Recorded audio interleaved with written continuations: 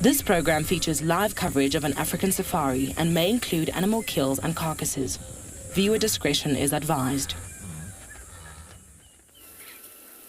Good afternoon, everyone. What an incredibly exciting start to today's drive. We have a scorpion right in front of us, and I cannot wait to tell you all about it. So buckle up, everyone. It's time for your live safari through the African bush.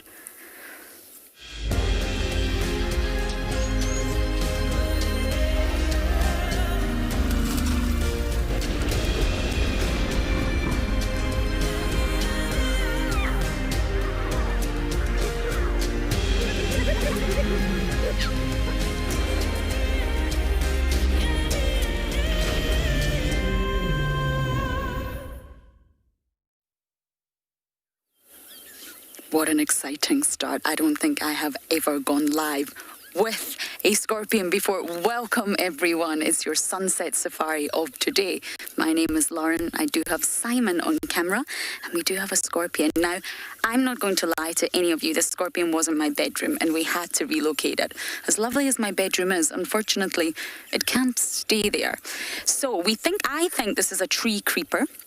It's one of the mildly venomous ones, so please do not worry, anyone. I'm not putting myself in danger right now.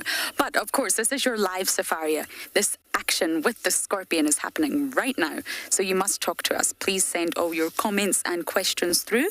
Jokes, if you must. Use the hashtag WildEarth on Twitter, at FC on the YouTube chat. You can head to the website wildearth.tv/explorers. And kids, you email us. Yes, you use that wonderful thing on the tinternet called email. kidsquestions@wildearth.tv. So, scorpions are normally nocturnal, which is why we really don't see them. They come out in summer too. Now, I'm going to move out of the way very shortly, but I just want to point something out. You see at the front end, his pincers. Now, these pincers are huge in comparison to his tail. You can see, I don't know if Simon can give you a view, you can see the sting. This is where the venom comes out. All scorpions are venomous, but they have different levels of venom. Some are highly venom, and some are just mildly venomous. This one, I believe, is mildly venomous. And you can see, because of the proportion of the pincers to the tail, you can see that this species right here, there's many different species of scorpions, relies more on its pincers. This is how it catches its prey rather than its tail. Now, if it was the other way around, if it was a big, fat, bulbous tail and tiny little pincers, then you would know that it relies more on the sting to catch its prey rather than the pincers. So I'm going to move out of the way now so that I can come back into comms with FC. And Simon will give you beautiful views of the scorpion.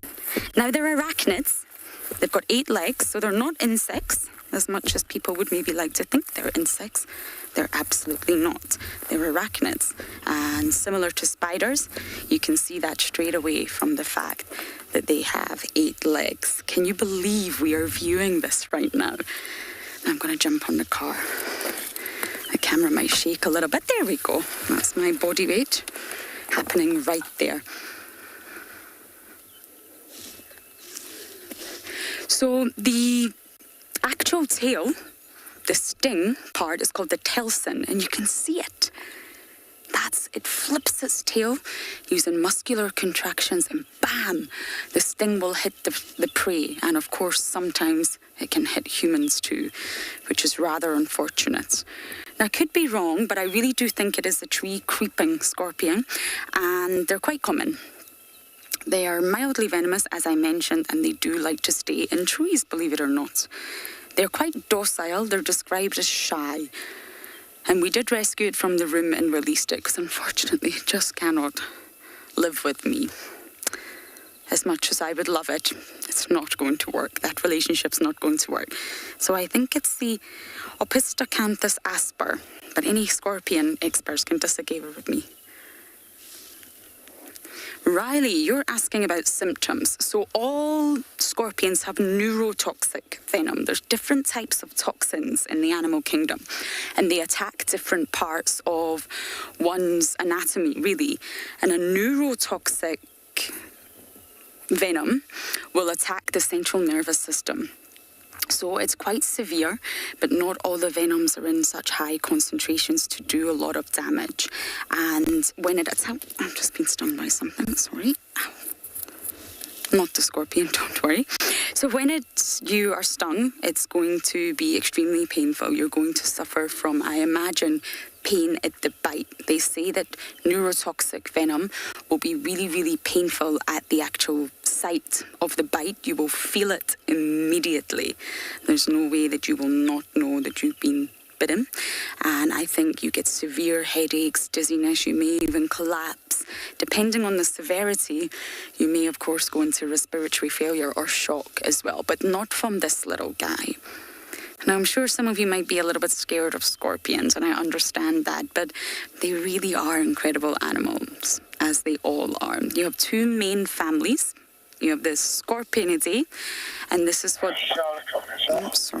This is what this guy belongs to. Large pincers, small stings. Scorpionidae.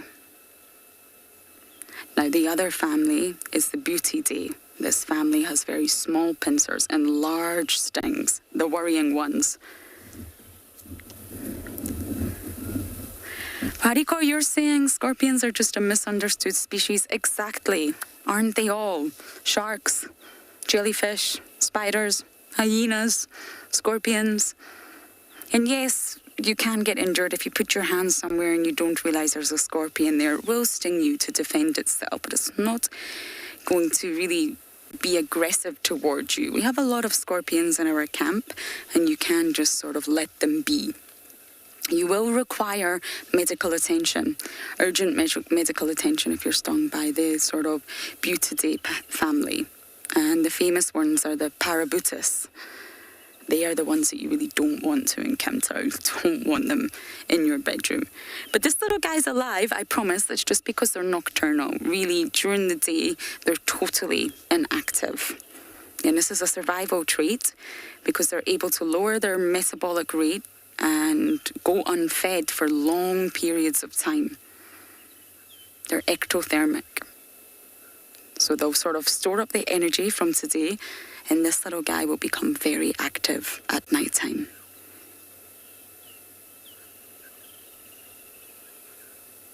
It's amazing. And believe it or not, sometimes the males can sting their mates to calm them down during courtship. Yikes. Does not sound very romantic or loving to me. But of course, they're immune to their own venom. So the male will just give the female a little sting, calm her down and say, hey girl, it's chill, we got this. But wow, that's quite a technique in reproduction, that's for sure. But they can regulate the amount of venom that they inject, believe it or not, through muscular contractions. So if it's a huge threat, if it's an imminent danger right in front of them, they can inject a lot of venom.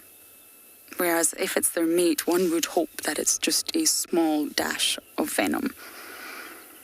They're not poisonous. Poison would be the wrong word. They're all venomous.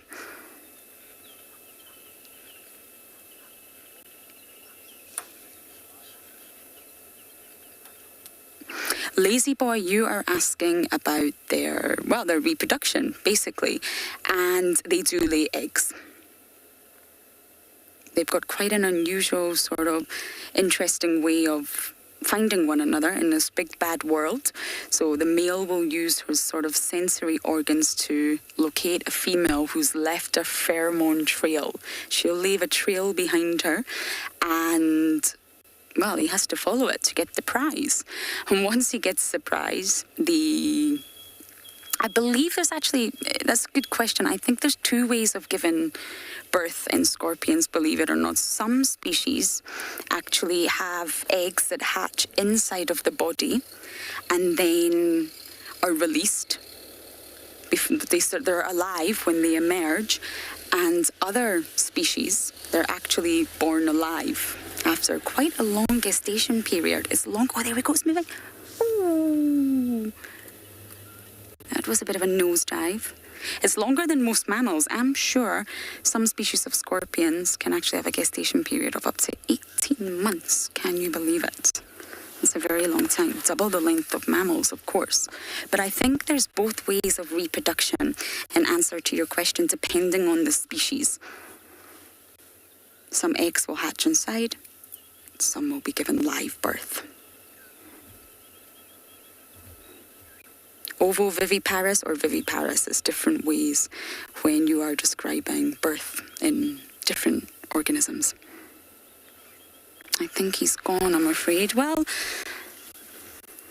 that was a great way to start the drive. I think that's literally the first time I've gone live with the scorpion. So, as we bumble on to see what else we can see, we're going to send you across to Deirdre to say good afternoon.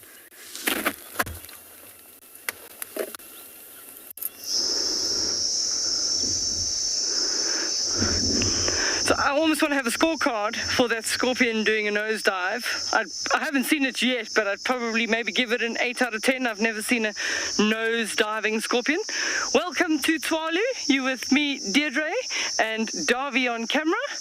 And our plan this afternoon, and I'm out the vehicle, I'm busy looking for tracks of a... Should we tell them? Too late now, I've spilt the beans.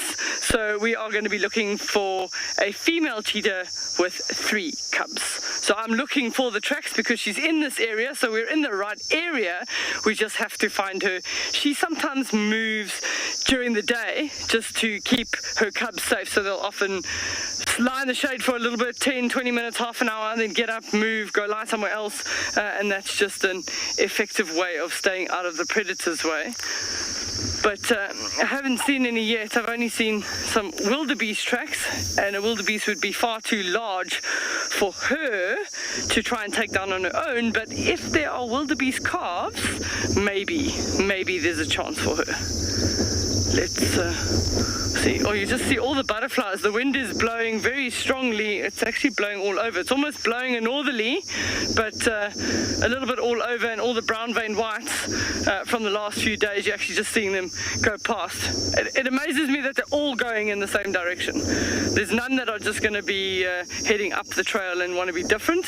They are all going towards the west. And so they've started their immigration towards Johannesburg, across South Africa. It's just a nice windy. I haven't seen any tracks. Maybe we should drive a bit, Darby, and then we can see if we can find any more tracks. You can stick with us. We're going to take you through our little blackthorn thicket and see what we got. Don't forget to send us any of your questions at #WildEarth and then put at FC in the front. And those questions help us with information on drive. Sometimes you're standing in a spot and you think, well, what do I talk about now? And those questions certainly help us give you more information, and also sometimes take us on a tangent that we can tell you something else. So we would also get a burrowing scorpion here. We've got 8 different scorpion species at Swalu, and we get one called a Parabuthus. We actually get 3 Parabuthus species, and they incredibly venomous. They sit sort of closer to the 8, 9, 10 level on the venom scale. Definitely don't want to be zapped by one of those. One of them, the Parabuthus, the granulatus, is the one that quite likely could book you an appointment in hospital as well. So these are the kinds of areas that those cheetah would like. There's some nice taller camel thorn trees with some shade, so we're just going to keep looking under the shady spots.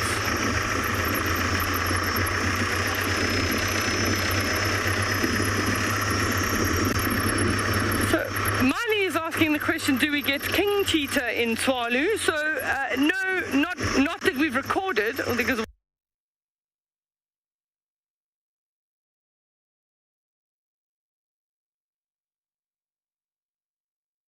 to suddenly one day.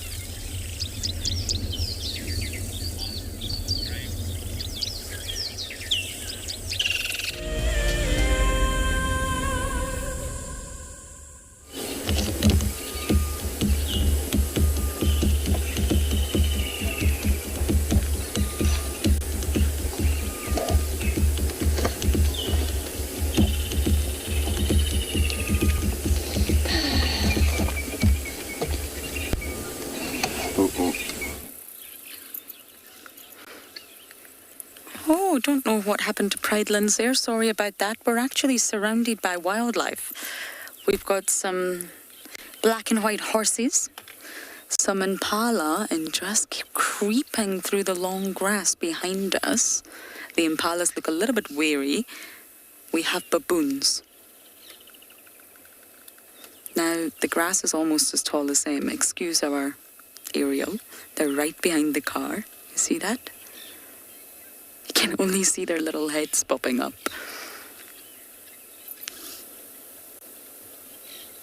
It's not often we see baboons here. Now, they are around, but it's not often on drive that you will actually find them. And luckily for us, these baboons really don't come into camp. They can cause mass destruction, baboons, when they get sort of into an area where the humans co-inhabit. The vervet monkeys are enough devastation for us, and this morning they stole every single one of our bananas. It was a big sigh. I love bananas. As you all know, I eat banana and peanut butter. Well, I can only have peanut butter now. These monkeys know exactly where the bananas are, so they just wait for a window in, grab the bananas and out. I think we need to maybe change the location of where we keep the bananas, spice it up a little bit. But luckily, we've not had any problems with baboons. We have in the past, but they're very, very fierce animals. And they're omnivores, so they will eat almost anything, especially things that they can find in camps. Fruit, grass, seeds, bulbs, insects, small birds, small mammals. They will really eat anything they can get their hands on. They're not fussy.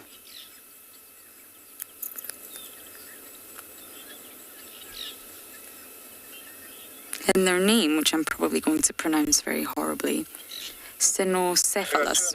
Just to the eastern side of Jakarta. Sorry.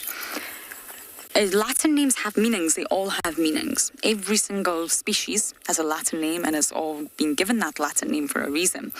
And for the baboons, Cynocephalus, if I'm saying it right, it literally means dog head. Yes, because they have a dog-like shaped head.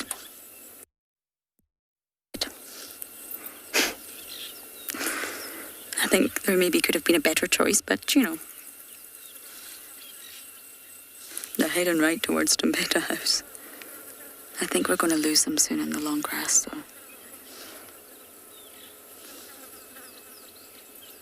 Oh, we've got them. Well done, Simon.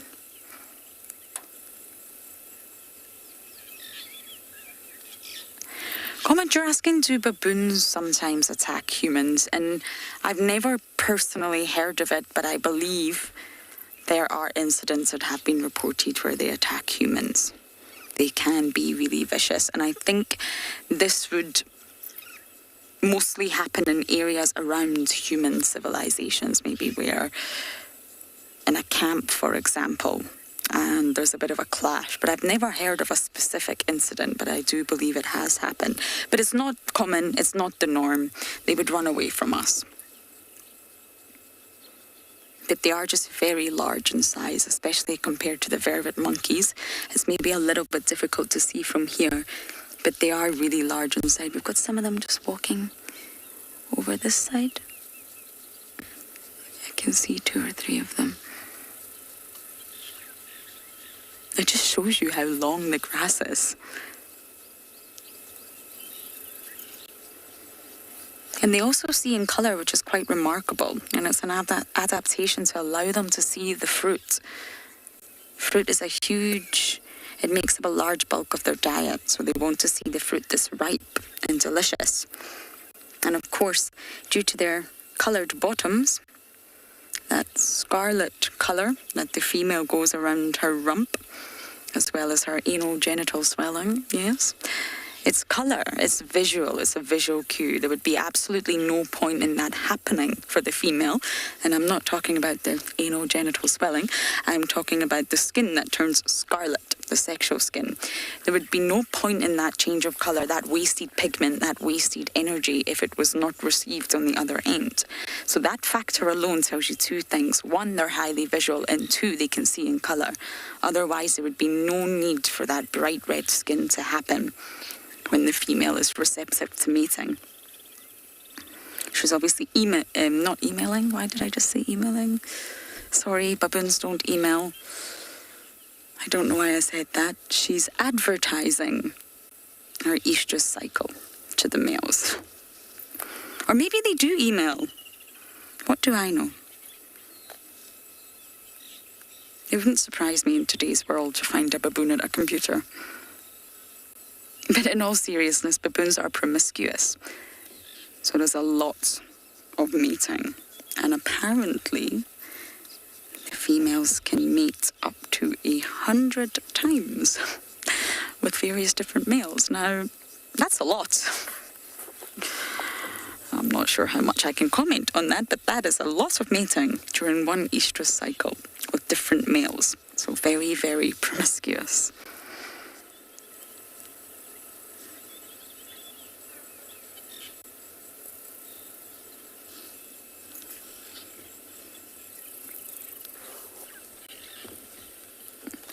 Maggie, I don't believe so. I really don't think so. I've never heard of that or witnessed that. Baboons hunting adult impala. I think they're far too big and fast. But I guess if a whole troop of baboon challenged one lone impala, or maybe even an impala lamb, I think they absolutely could, as a troop, kill an impala lamb.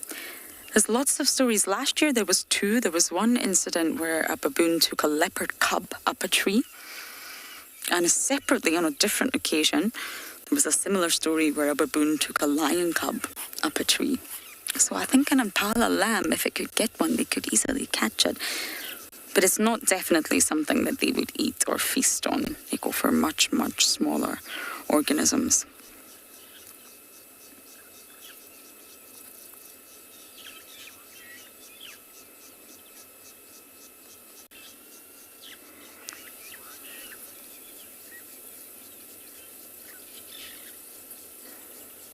So I have no idea. I'm not sure how we would possibly know that.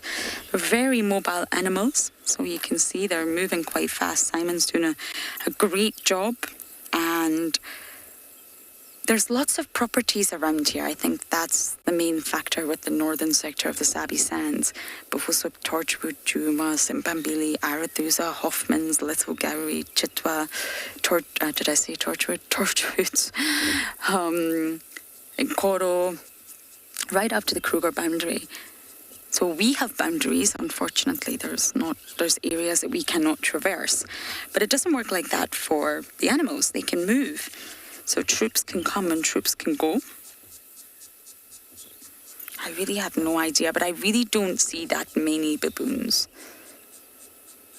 We do see them around the dam cam area quite a lot, but really not as many as we see the monkeys, and that's probably because the monkeys live in our camp. We all love the monkeys very much. But I really have no idea how many troops, I'm afraid. That was interesting. Okay, we're going to bumble north into Bufelsuk and hopefully find some lions for you, but Andrew is going to give you a very beautiful silent segment at a waterhole.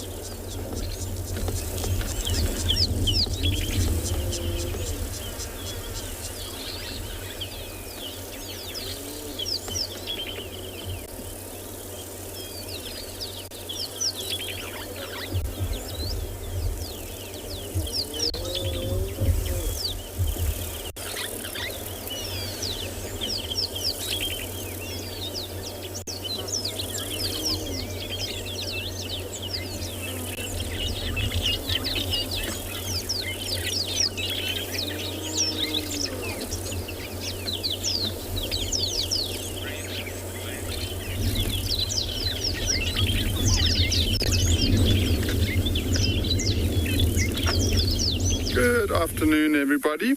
We are live from and beyond Rengala, and we have started the afternoon off exploring some of the water holes and looking for some birds.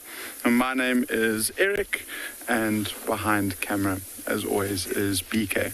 So, like I was saying, what we'd really like to do this afternoon, because it is so hot, is to see if we can see any of the special birds that I've been trying to find for the last couple of days before we start heading towards that nice big pride of lions a little bit later on, when it's cooler, and really hoping that we might get some action or some activity, whether it be from that lioness and her two cubs we saw on this morning's game drive, or perhaps even from the rest of the pride up and moving around eat. They were found this morning by the rangers showing them raw, so that would be a very special sight. And so that's why I think there's some huge potential for us to head on down in that direction later. But quite exciting news for Rengala is that there was a new migratory bird species that was seen literally this afternoon by Marna, who is one of is the southern Carmine bee-eater. And it was seen not too far away from us. And so this is what it looks like. It is one of the most beautiful birds within southern Africa, in my opinion. And so we are going to try our best to see if we can spot it. Apparently it was flying overhead, so it might have continued flying on and further south. But I'd really like to see if we can maybe try and show you one of these southern carmines. It's literally arrived today for the first time this year, so potentially some exciting stuff for us. There we go. So onwards and upwards, I think we'll slowly make our way towards that. We're at maybe about 3 or 4 minutes drive from here.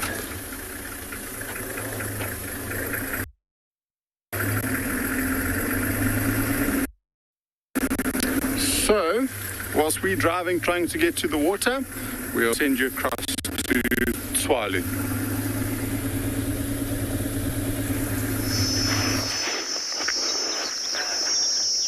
So, welcome back to Tswalu. I've just come to show you a nice little micro habitat.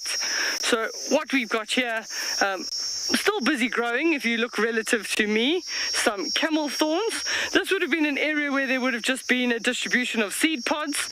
Maybe once the giraffe or something had eaten that nice protein package and defecated here, dropped a lot of the seeds, the perfect conditions for that little camel thorn to germinate, and this is often what we have. So when we have small groups of camel thorns, they all probably germinated at the same time in the same season. And the camel thorn is an amazing tree. It can get, oh, here's some seed pods. There we go, Darby, small ones. But the camel thorn can have a taproot well over 60 meters. Remember, below us is mostly soil, so it'll try and get its roots right down to the water table and then establish itself from there. I don't know.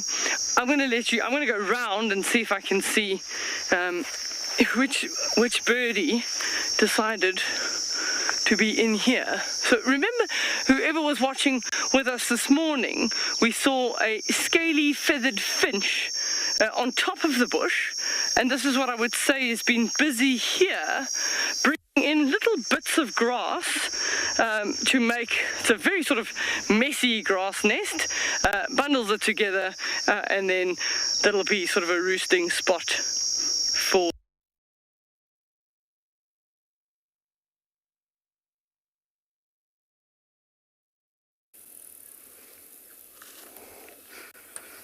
Oh, sorry about that. Deirdre and Davy seem to have evaporated, but they will be back. We're actually just sitting here admiring this herd of kudu. There's lots of youngsters. It's a mixed herd. There's a male at the back, adult females, and then there's a really small youngster just in the middle there, Simon. In between the two that are facing us, there you go. Just on this side is a youngster. This one, Simon. Yeah, it's very small. I think this is the most relaxed kudu herd I've ever came across. They were actually sitting down when we first encountered them. And they've stood up since, but they're very relaxed. Hello, everyone. Have you seen any leopards?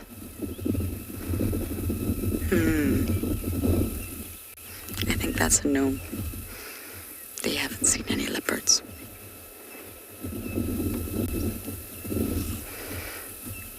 They can actually use the freeze tactic quite a lot when they think they've been spotted. So that's possibly what they're doing right now. If they didn't look like they were chewing chewing gum, my mother would shout at me if I was chewing chewing gum the way that they were chewing right now. But if they actually were not doing that, they almost look like statues.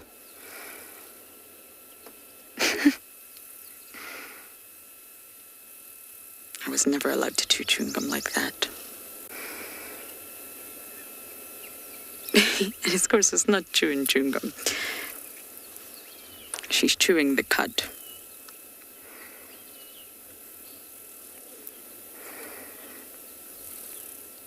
Jackson, I'm not entirely sure what you mean by that. Agitated. I would say that's quite a human term. It's quite a human perspective. I'm not entirely sure.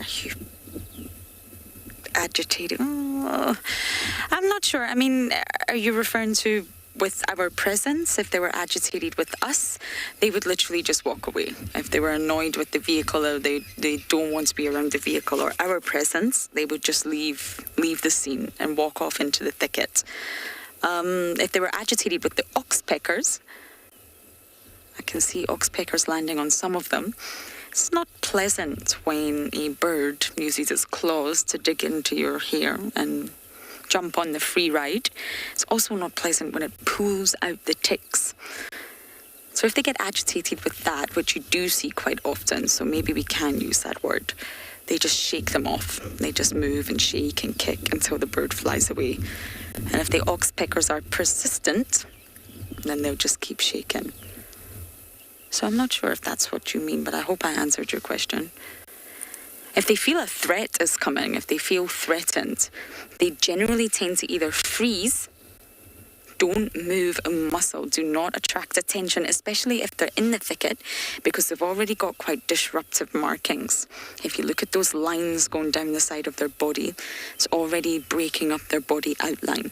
So they can sort of rely on that form of camouflage. And especially that chevron, that line across their face, if we can maybe zoom into one of the faces, that white chevron also helps break up the face a little bit. So they can freeze or they can flee and try to outrun the predators. But for the male kudus, that's very, very difficult. Because for the males, they've got really elongated, long, spirally horns. And they, of course, stand upright from the top of the head. So if you're about to run away from a predator through the dense, thick bush, you're going to be in trouble. And you can also get stuck. We've seen some kudus that have ended up in horrible situations because they've been running at speed and their horns have got stuck in the vegetation. So normally, the male will run with his neck outstretched and his head tilted up towards the sky, which must feel slightly awkward, especially when you're trying to navigate through the thicket. But at least your horns are flat against your back and you're not going to get stuck. So it's not easy. They're also known to do quite an interesting technique when they're fleeing predators by lifting their tails up. They make their tails quite erect, put them upright, and you see that white underside? We're getting a perfect view on this youngster here. They actually reveal that white underside. And it's a follow me sign, as many other species has, for the youngsters to follow. But it also acts as sort of what we would call out here flash coloration. So the predator sees it, it draws their attention, and it focuses on the white tail only. White and black are very good shades of colours that predators can focus on. Focus on the white tail, and then it pursues the animal. Now, once the kudu feels like it's safe, or it's in an area where it's maybe blending into the backtown, it drops the tail, and the predator completely loses the animal because it was only focusing on that white beacon. And once that white beacon's gone, it can no longer see the kudu, especially if they're behind a bush and they've got those disruptive markings. And predators actually struggle to relocate them. So they've got really interesting tactics when a predator comes. Freeze or flee. They've got to make that choice depending on the predator.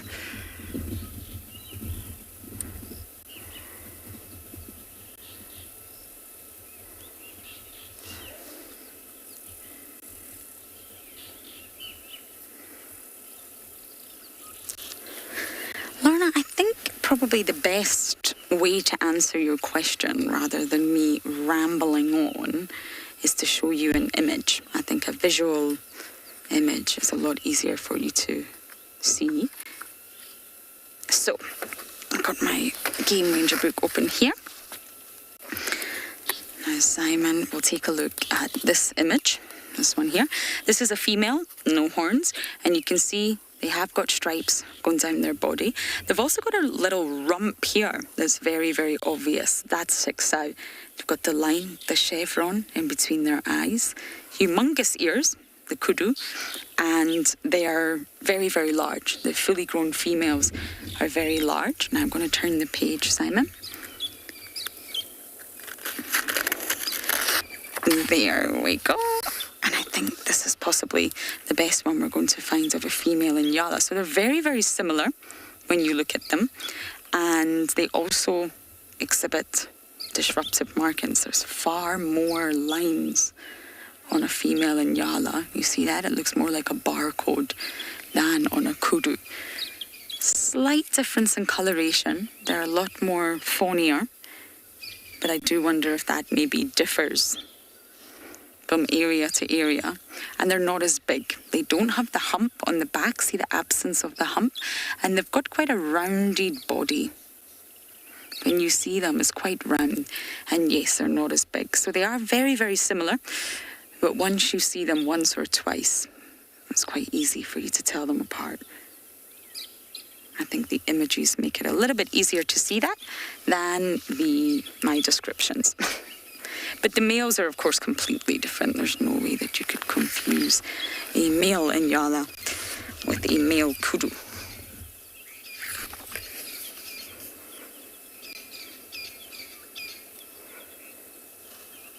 Kudu are actually said to be the loudest vocalizations of all antelope, believe it or not.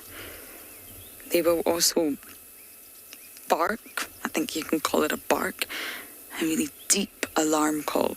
Ruff, ruff. And is said to be the loudest of all the antelopes. A lot louder than an impala snort.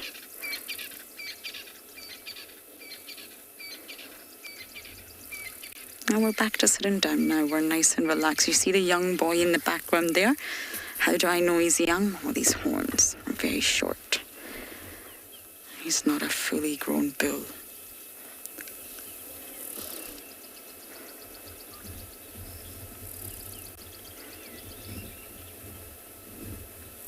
So he'll very much be hanging around with the female herd.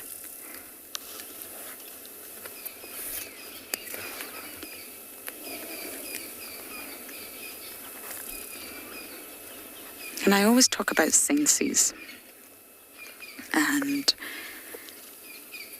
just looking at that close-up Simon was just giving you of that female, immediately just look at the size of her ears.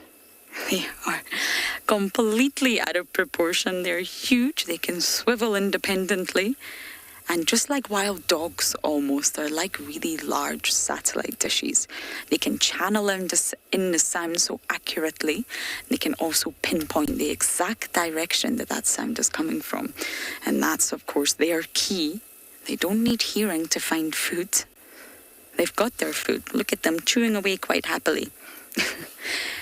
they use that hearing to escape predators. That's their main sort of primary sense. They've got good eyesight, really keen sense of smell, but just look at those ears. They're more than likely going to hear the predator approaching or hear danger before they see it. This one's got an oxpecker on its leg now. It was on its tummy.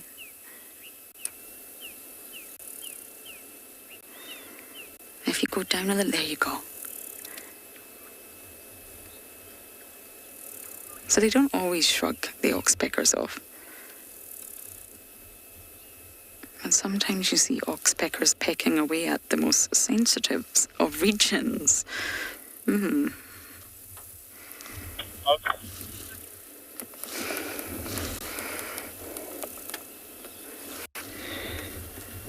Okay, we're going to continue our bumble, but it seems like Andrew's been very lucky and he's going to give you a silent segment with some elephants at the waterhole.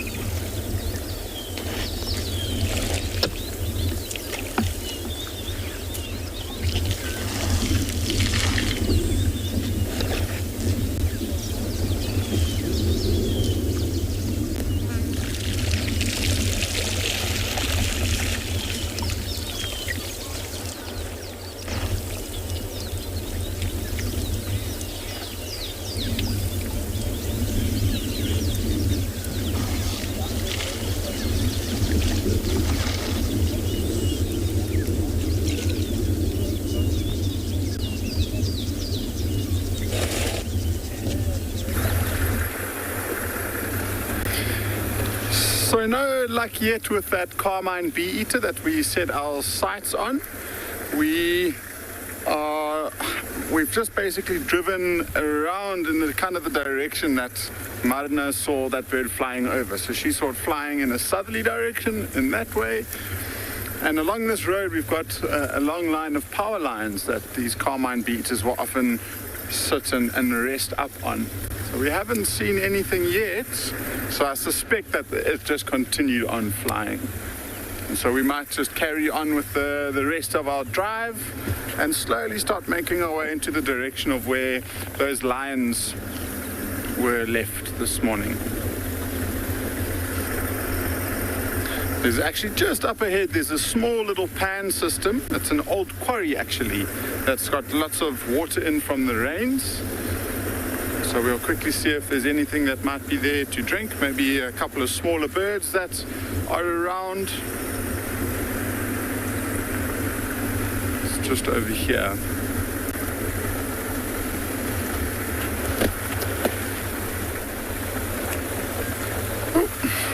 It's an old quarry that I thought had water in, but there's just one or two very small puddles, so I don't think too much would be going on around here.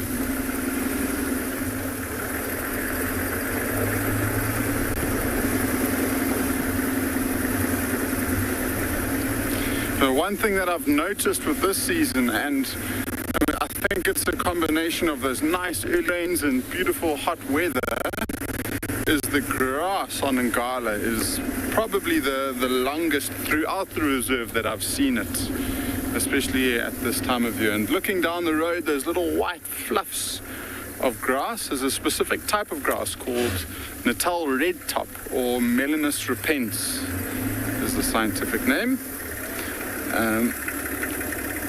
Let me show you quickly. So these little things are called the inflorescence, which are basically the seeds. So that's what it looks like when it's old. So it turns white, but this one here is just starting to grow, and it's got that beautiful, beautiful reddy pink color to it, like that. And a lot of the time you'll see this specific grass in what we call disturbed areas. So it will often be along the side of the road or a side of a big game trail, maybe even along the banks of the river. So it's not the most nutritious, but it is, especially when it's this beautiful pink color. It really is a pretty grass to see.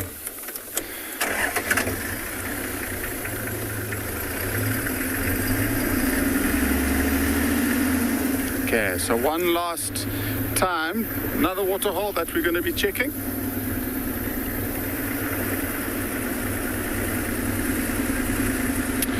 I had a question from Pile, what is my favorite? And then I didn't hear the last bit. So Jared, if you wouldn't mind repeating.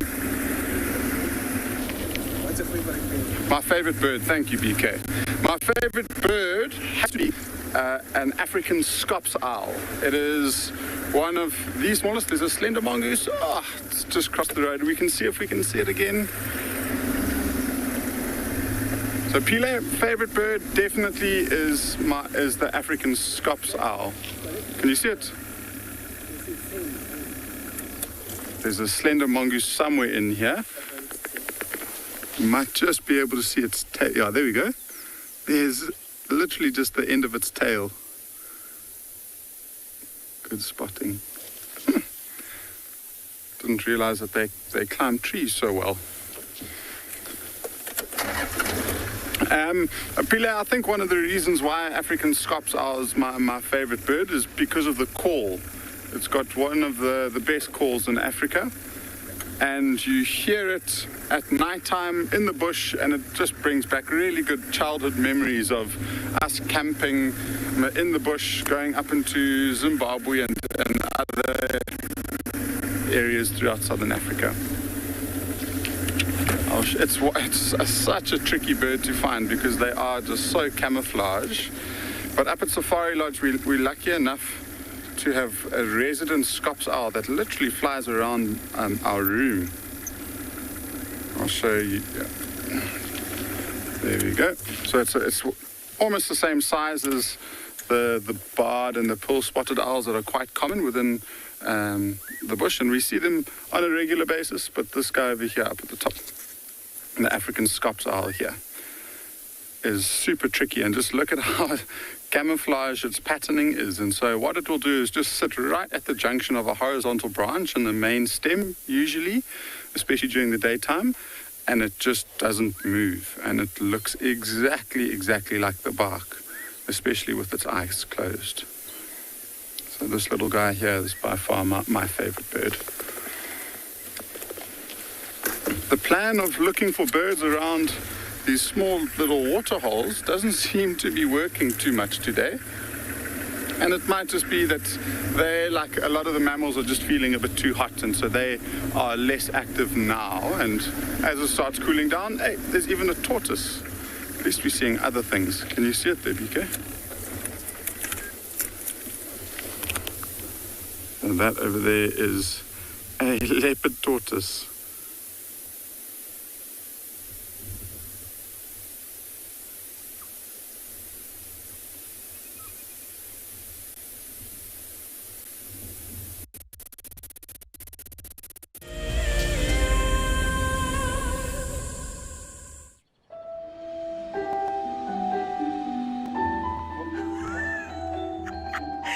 It just pretended to be dead. Oh, that was amazing.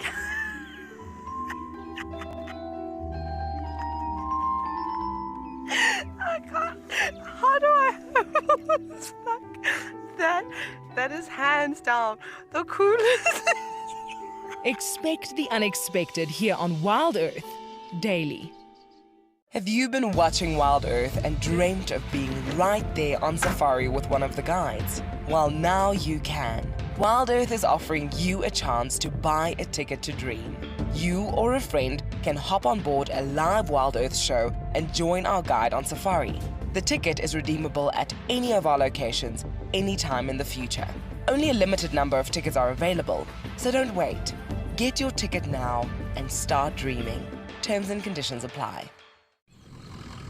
Hi, my name is Taylor McCurdy and I'm coming to you from Eco Training here on Pridelands. My most favorite animal in Africa has to be the elephant that's behind me, and this is Kumo, you'll meet him. But elephants just in general, they're really sociable, they're always doing something, and I love to see the interactions between the members of the herd. Catch up with the guides daily here on Wild Earth.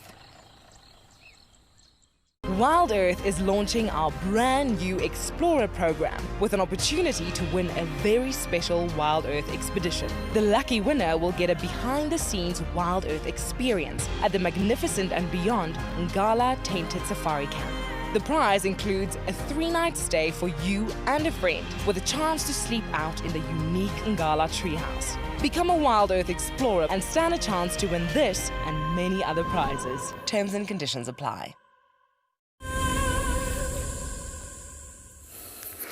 Our yellow-billed hornbill is very proud of his meal. So proud that he's showing it off. We see that, well done. Jolly good. I don't quite know what it is. It's clearly an insect. I can see the antenna. I can see wings, elongated back legs. I'm not sure if it's a grasshopper of some sort. It's very difficult to tell. Nice work, Simon. Isn't this beautiful? I think it's dead by now. I think you... Oh! I see you're gone. He's there. Why he's not eating it, I have no idea. Of course, the force from that huge beak, that big banana beak, would have killed this insect a long time ago. Oh, now he's shy. He knows that we're live now. So he's pretending to be shy.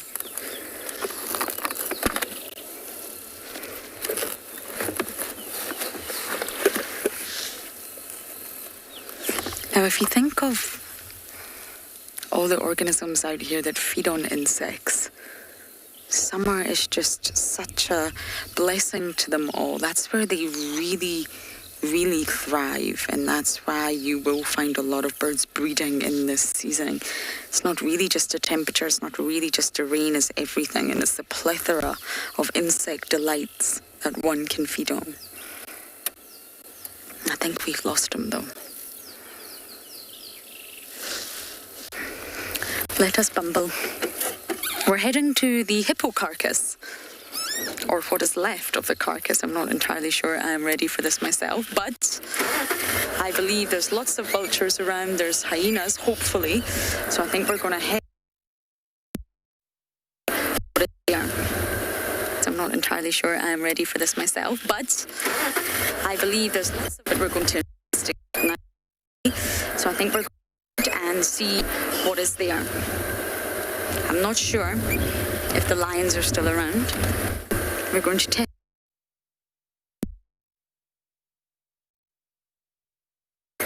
We're going to position our vehicle very carefully. We're going to test the wind direction. Oh, yes, it's not a nice carcass, but all in all, the hippo did appear to die of natural causes, possibly with a battle with another male, and it provided a substantial amount of food for dark mane and the sub-adult talamati. The rest of the pride are on Bovelzoek as well. They are near Hartlepool, so we'll try and catch up with the talamati pride as well, since I tried yesterday, but no such luck.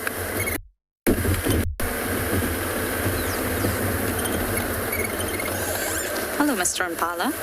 Are you just blocking the road to get yourself some shade? We have a lone ram here. Seeking shade right in the middle of the road. Will you allow us to get past, mister? That is a defiant no. I think it's safe to say all the lambs have been dropped now, and as I bumble around, it's unbelievable, the growth rate of the little Impala lambs. They're still small, of course, but they're growing remarkably fast. There's absolutely no time wasted in being young and weak if you're an Impala. You've got to get big and get strong straight away.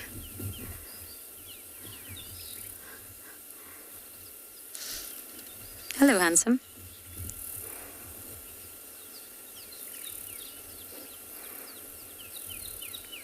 Now, we spoke about camouflage earlier and the different forms of camouflage that you can get. We think of camouflage as that sort of military camo pattern. But in the animal kingdom, there's so many different types of camouflage. And the Impala actually have their own. Now, if you look closely at him, if we zoom in a little bit, you'll see his coloration is almost like it's in 3 different blocks. It's like someone's painted him in 3 different colours. At the top, he's quite a dark fawny colour. In the middle, at his rib cage, he's quite light, he's quite pale. And then underside his tummy, he's very, very white. Now, this is intentional. It's a form of camouflage called counter shading. And it means that one blends into their background, and it's prevalent throughout the entire animal kingdom, including the oceans. And it naturally goes from dark to light.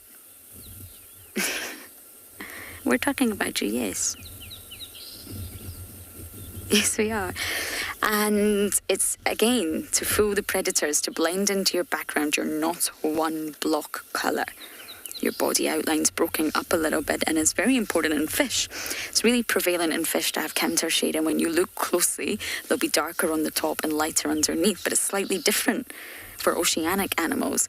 Now, if you take the Manta Ray as the perfect example, my favourite oceanic animal in the world, they're very dark on top, almost black, but they're bright white underneath, so it's a stark contrast, black versus white.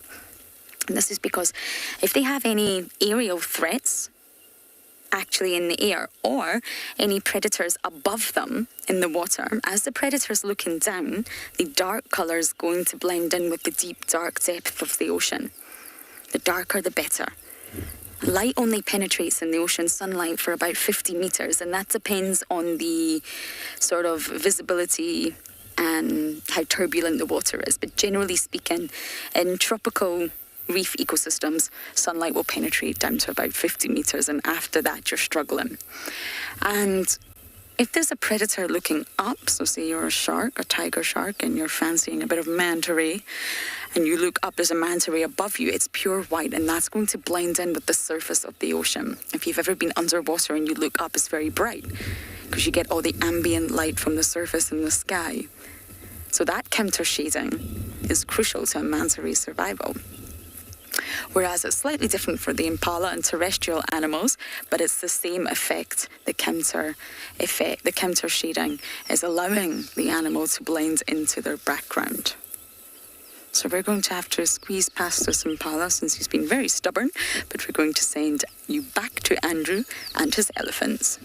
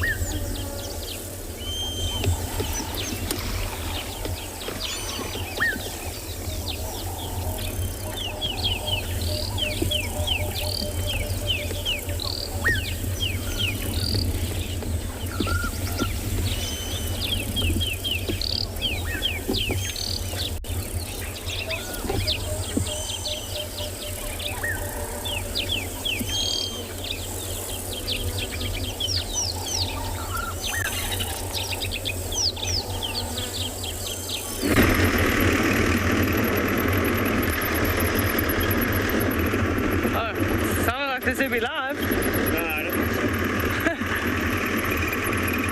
Well, if we are, welcome to Tswalu.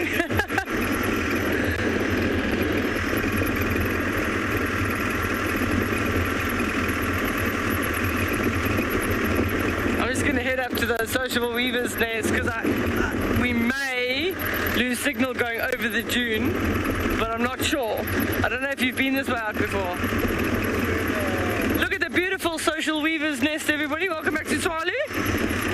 We're going to head up there and see, maybe we're fortunate that there's a Cape Cobra in the nest like we had the other day. There is certainly quite a lot of activity there. So this is like a hive of activity. I think this is sort of the New York of sociable weaver nests because there's all the different burrows or little nest systems. And they are loving this silver cluster leaf. I don't know what's better, Darby, if I park you. I don't want to park you right underneath just in case the birds decide to go to the toilet. Sorry, that was me on the handbrake there. Just have a look and see. So the other day we saw that sort of Cape Cobra's tail sticking out from underneath one of the holes. This will be multiple different colonies, so each sort of tree will have its own colony of birds, and there'll be a couple of hundred birds in each one of those. I can even see how the tree is shaking with the weight. Viola's asking how old are these nests. So Viola, they are very old. Once they start them, you can actually see the start of a nest, maybe in that fork at the top there, Darby, on the left-hand side of the main nest, and that's how they start. They sort of just put a couple of sticks down across the bar, and they just keep bringing more and more and more sticks, and that's how the nest grows. But they could be, well, some of them even 10, 20, 30 years old, depending on how long they've been building, but these ones have been around for a long time. You can even see that this tree is starting to strain a little bit under the weight of this big one. Look, oh, there's a Pygmy Falcon there, bottom left. So Pygmy Falcons are normally down in the nest on that round one on the base. So the one on the bottom left, there, it's hanging there. It is. There it goes. Sitting on the. It's just landed on the tree there, Darby. You got him there. That's the weaver. Come down. There you are. There he is. Yeah. There, you got him. He's there. So that's a little. Where's he? Are you on the right? Go up. Yeah, there he is. Got him. Thanks. Well done, Darby. Little Pygmy Falcon. Look at that beautiful little red around the beak there. So it's just landed on the base of the nest. So it's natural to have a pair of Pygmy Falcons sometimes taken over one of the nest chambers in the sociable weaver's nest. And it's kind of like a quid pro quo. The Pygmy Falcon is a bit like a bodyguard for all the sociable weavers in that they'll chase away predators, snakes like that Cape Cobra. They'd be a little bit more aggressive and maybe chase them away. But the fact that they nest there also sometimes means that every now and again, and we won't say it too loudly, but the sociable weavers lose a couple of chicks to them anyway. The Pygmy Falcons feeding, mostly bringing lizards and geckos to the nest. You can just see it hanging out. I just see the tail sticking out the entrance. So it's hanging upside down, holding on to the branches. That looks pretty awesome. But let's just there's something interesting going on here. The sociable weavers were reacting more like it was behaving like a predator as opposed to just the local regular Pygmy Falcon. That's amazing. I'm so glad we got to see one. That's just a very interesting mutualistic relationship. So that's the smallest of the falcon species, the Pygmy Falcon. What would you say, about 10 centimeters?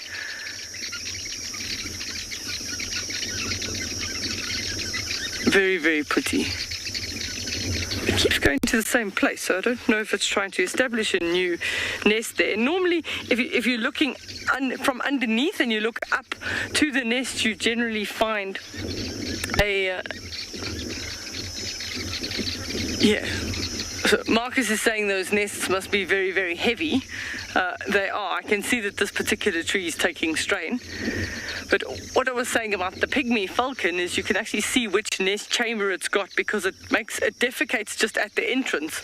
So you get this almost like a waterfall of white droppings coming out the entrance, and you'll know that will have a resident Pygmy Falcon in it.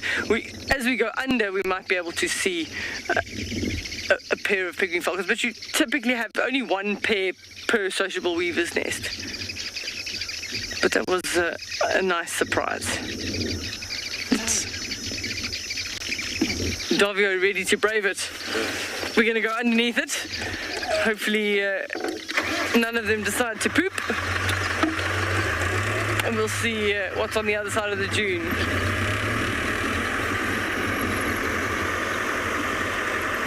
So Sinak is asking if any other birds would live with these weavers. So no, only the Pygmy Falcon that I know of, but we were talking a little bit earlier this morning that sometimes, not necessarily in the hole, but on top of the nest, you will have owls or eagles that may nest on the top. We've even actually had one that had an African wildcat that had a nice little hole in one of them that he spent winter in there, so it was a quite nice and warm place. But the Pygmy Falcon seems to be one of the only ones that sort of borrows a chamber for themselves. If the nests have been abandoned, then sometimes you will get little waxbills or other birds that might overnight or nest in the warmth of the nest. But when the sociable weavers are in residence, then typically no other birds live there. Just listen. We're gonna be quiet for a minute. Well, I'll try a minute and just listen to the chittering sounds.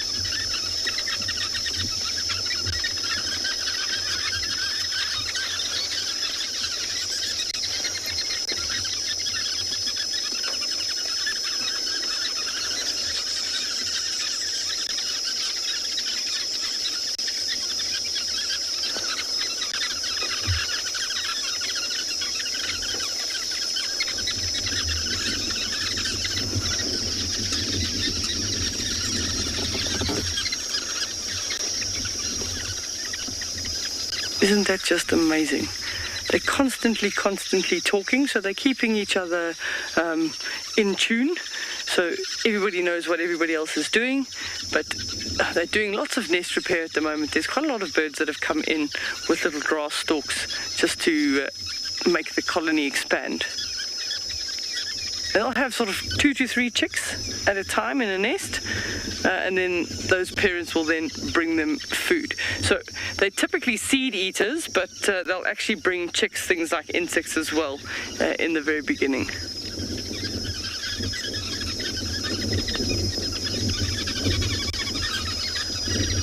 Some of these nests can weigh over a ton, 1,000 kilograms worth of grass. In some of these nests. I mean, I can definitely assume that this tree that's got sort of 5, 6 different nests in it is got at least a ton carrying off its branches. The viewers are saying it sounds like wild dogs. Okay, well, I can get that, They're just very, very little busy birds. We actually have our airstrip. There's a building that's an open building, but it's a thatch roof. And the weavers have taken over the thatch roof. So they thought, well, this is great. We've already got a pre-existing structure. We're just going to add to it. So they have literally built half the roof on the inside from the underneath, closed. And that's the welcoming arrival for any guests is literally to arrive at the nest, because the weavers have taken over the airport building. And we just let them be. And it's actually quite amazing to see that we can coexist in and out, and the weavers just carry on with their day, because they chose to be where the people are, and they're perfectly fine with that.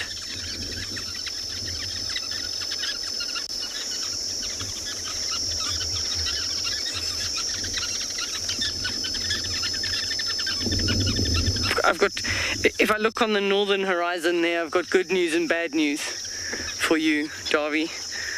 The good news is that the Kalahari is going to get rain, but the bad news is that it's going to rain. Chris is saying hopefully the tree won't collapse. So yeah, we also hope that the tree won't collapse. So if the tree does collapse, they don't really do anything with the nest. If there are any chicks or anything in that nest, they will abandon them and start building the new extension somewhere else. But yeah, they sometimes will take the nesting material and sort of recycle it, but sometimes not.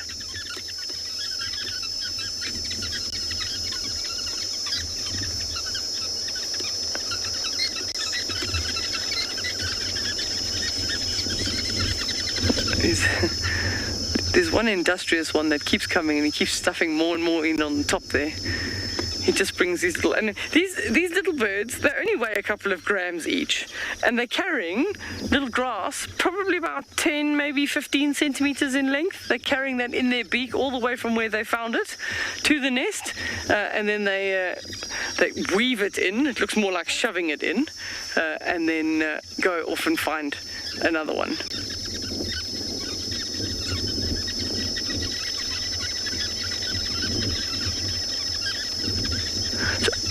The Kalahari is limited for very, very large trees, so they only really here have 2 choices. They're either going to put it in a camel thorn, or they're going to put it on top of a dune in a silver cluster leaf.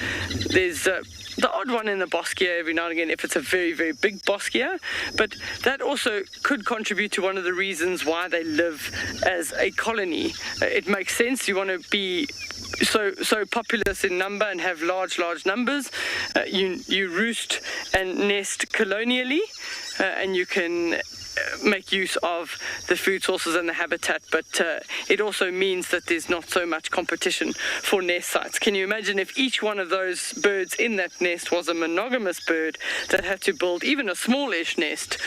There wouldn't actually be enough space for them to find enough trees in the Kalahari. But it also is got to do with temperature. So whether it's winter or summer, they can sit nice and warm and cuddly in the winter, and in the summer they can spread out. We're going to send you across to Andrew, who will have a nice sound bite for you.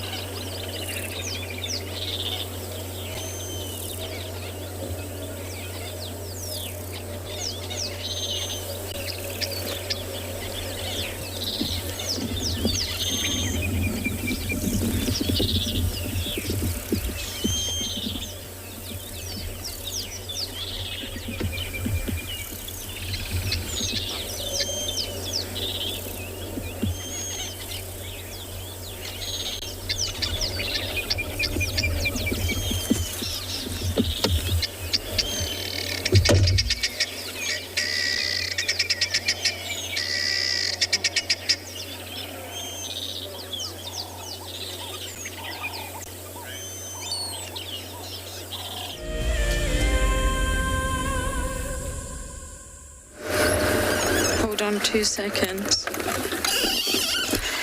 Bear with me. I think I found them. I can't believe it. I think I found what I'm looking for. Hold on. This is very exciting. Let me get into a better position. I think it's them. I have never seen this species on Juma or anywhere on live drives. Okay, I could be wrong, but I'm pretty sure it's them. Simon, straight ahead at the water's edge. I'm going to get my binos out. Let us see. I'm at Kayamanzi Dam. And I think we have 2 flamingos. Yo, I think we have here 2 greater flamingos. Can you believe it? It's pretty. Oh, I think it is. It is. Oh, that's another species added to my ever-growing bird list. How exciting. Wow. Just chilling on one leg. I mean, why not? If you can, you should. Can't imagine that's comfortable, but we all know that's exactly what flamingos do. And I have never, ever seen them on a live drive before.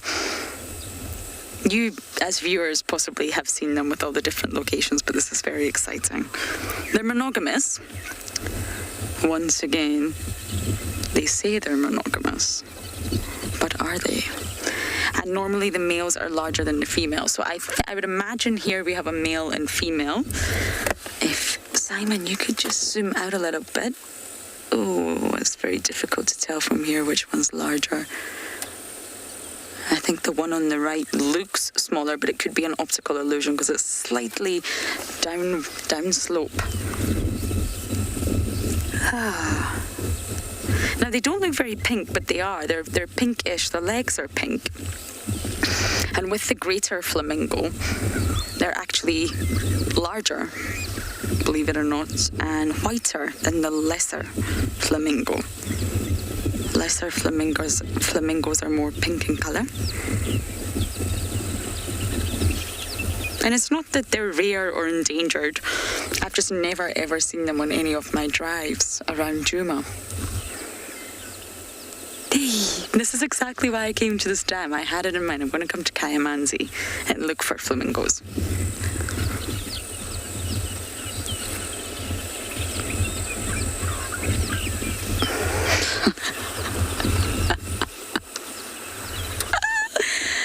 Relax and M, you're saying they are practicing social distance.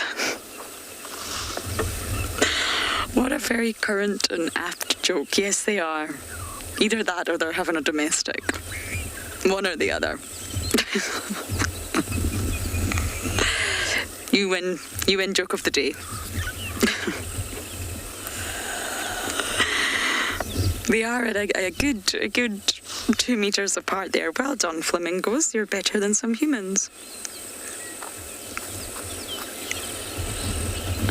Now, their distribution is pretty much all over South Africa, except the sort of belt in the middle, which is exactly where Swalu is, where Deirdre and Davy are right now in the Kalahari. You won't really find flamingos there. And there's a sort of gap in the southeast where you don't tend to find them, but other than that, you really do find flamingos all across South Africa.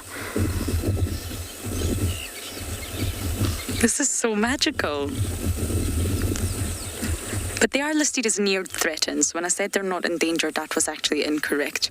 IUCN has a scale. If you go to the International Union for the Conservation of Nature, it's a red list, and it lists all the species in the world through every single group: birds, fish, mollusks, crustaceans. And they say that more than 35,000, I think it's around 500 species are actually threatened with extinction. That's an extremely high number. And they even look at coral. There's sort of no living organism that they miss out.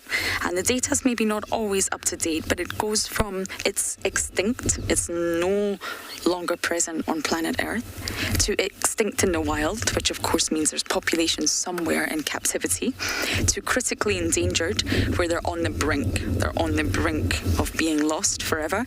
Then endangered, then vulnerable, then near threatened. At the very bottom is least concern, and greater flamingos are actually near threatened, so they're one above least concern. And I know I mention this a lot, but it's a really fantastic website if you want to check it out, iucnredlist.org. You can type in any single species on this planet, not on other planets, and it'll give you the information.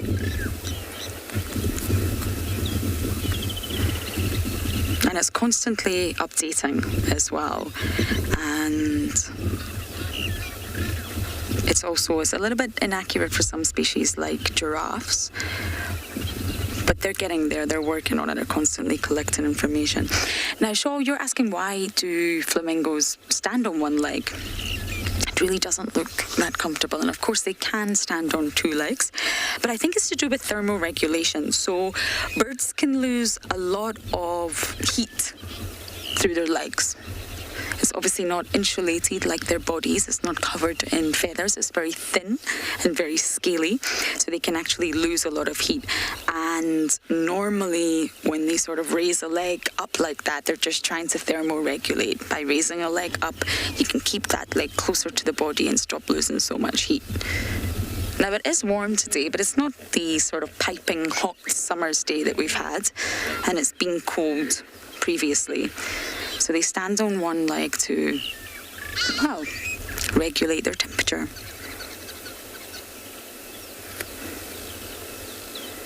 But it has puzzled researchers for a long time why on earth they do this. Another theory suggests that it reduces muscle fatigue. So they've got very thin, oh, hello, Egyptian goose. Oh, have you got little goslings with you? You're not alone. How sweet. 1, 2, 3, 4. Oh, just bombing the shot. But yes, another theory suggests that it's to do with muscle fatigue. So with a heavy body like that, in comparison to the actual structure of the leg, they're water birds after all, it allows them to sort of reduce getting tired on their legs and thus flee predators more quickly. So that's the two theories. I believe the thermoregulation one sort of won in terms of when they tested both the theories.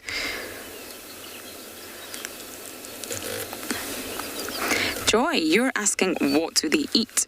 Well, yes, they do eat insects, and it's normally their sort of bulk of their diet is aquatic invertebrates. And that's why they stand around water edges and they stand in the water paddling. But they will also eat sort of any insects that land on the water, that are around the water's edges. And they are known to also eat algae. So they supplement their diet with a good dose of algae. Algae is actually highly nutritious for humans as well, kelp and algae. There's lots of companies now making it for human consumption. I find it delicious, but I'm not sure everyone would. I don't want to leave. Can we stay here for the rest of the drive?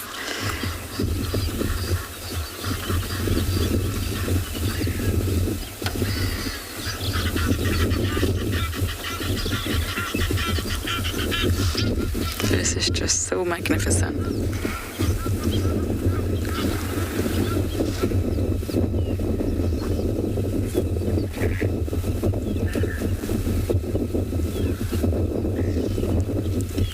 I just want to savor this moment. I'm so glad I got to show you all that. I'm going to spend a few more minutes admiring the pink birds before I go to the Talamatis, but we're going to send you guys to some swimming elephants with Mike.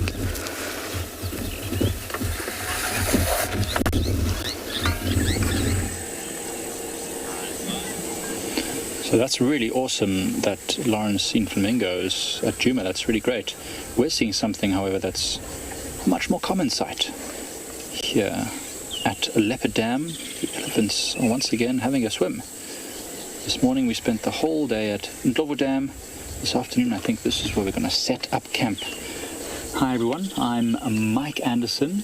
Behind the camera is Seb, and you're joining us at Eco Training's Pride Lands Conservancy, where on this very hot afternoon many animals are coming down to the waterhole. And we've in fact passed a herd of buffalo earlier, who also seem to be coming in this direction. So I think we're just going to camp here the whole afternoon and see what they get up to. These elephants have been chasing the geese recently. The geese have seemed to have gone to the other side of the waterhole now, avoiding the attentions of these much larger animals. And these three bulls just happy to play fun and games.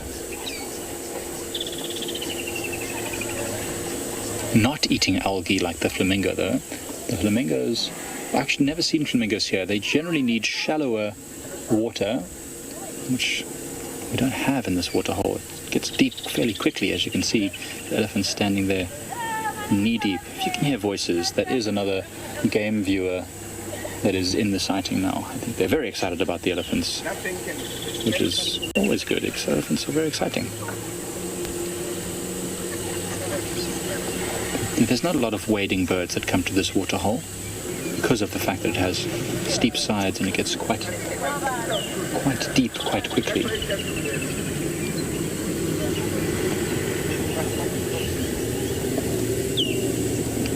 And the elephants, one of them is basically upside down. That's an interesting position that it's found itself in. And what are you going to do, elephant, with the other one standing right above you? So I really wonder how they don't get hurt. But it's actually lucky. It can still breathe even underwater. We had a question this morning about if elephants can breathe through their trunk. And they certainly can. As you can see, that one there is completely submerged now for a couple of minutes. It's still able to get its trunk up above the level of the water to have a breath. That's right, now pushing back. The bottom of the waterhole must be so soft. We always see the elephants dunking their heads right under the water. And I think what they're doing, and I would discuss this with another guide recently, the bottom of the waterhole is quite muddy but also quite sandy, and so they can really shove their tusks into the sand at the bottom of the waterhole, and it acts as like a toothbrush, and they can keep their tusks nice and clean. So that's why I think we often see elephants dunking their whole head under the water and just their bum bobbing to the surface as they gouge with their tusks. It's very important, dental hygiene for an elephant especially, because they only grow one set of tusks. If the tusks start to rot, it's game over. They won't have more of them. They'll break off, just like that one you see there's a broken tusk. Probably broke because of using it and it snapped. If it doesn't keep it clean now, it can get a bit of plaque in there and maybe even attack the nerve in the middle. But there's 6 sets of teeth that they grow throughout their life, 6 sets of molars. And if those teeth get damaged or they will get used up, then they can't digest anymore and they will die. So it's very important that they eat the softest material that they can to keep their teeth healthy. That elephant there's got a short trunk. I think we've seen this elephant many times before. Hasn't got a name, but let's call him Stumpy. What do you think? Is that a good name for an elephant? Stumpy? Trunky? Stumpy Trunky? See that one there showing off? He's like, look at my trunk. It's got the little pinchy bits on the end. It could have happened in many ways. We actually had a question this morning as well about a crocodile. Whether a crocodile could attack an elephant, and that might even have been caused by a crocodile. They have the strongest bite force of any of the African animals. I actually think an elephant's bite force must be massive as well. Such a huge creature. Must be able to really chomp away.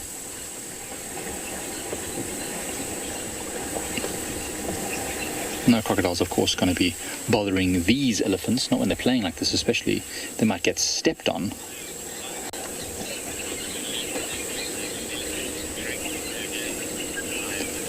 Eye of the tiger, that's a great question. I am going to estimate these elephants to probably be around about 4 tons. Maybe that's a bit big. Yeah, let's call it 4 tons. That's 4,000 kilograms. So I think these elephants can probably drink around about 200 liters of water in a day if they are very thirsty, which today's been a hot day. As you can see, there's a lot of grumbling going on.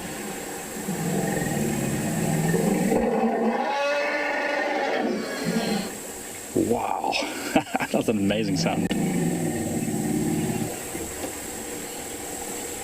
Someone's grumpy.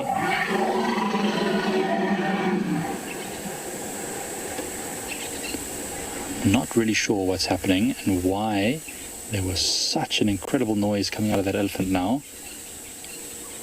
Doesn't sound like a happy noise. It sounded more like an angry noise. Now, if you look, the 2 elephants on the left are looking... Which one's making the noise? It was one of those 2, yeah. One of those 2 definitely. Seb was just asking which one was making the noise. I think it might be this one that we're looking at right now. But it seemed to have made a noise when the other elephant approached it. I'm not sure what kind of argument was going on over there. And there's a lot of... There's waves in the water now after all that. It looks like they're going to leave now, the water. They're making their way up. I thought I heard other elephants calling from the distance. That's super strange. They looked so calm and friendly with each other, if a little playful, but then all of a sudden there was this really loud screeching, and now they're all leaving. Not interested at all in sticking around.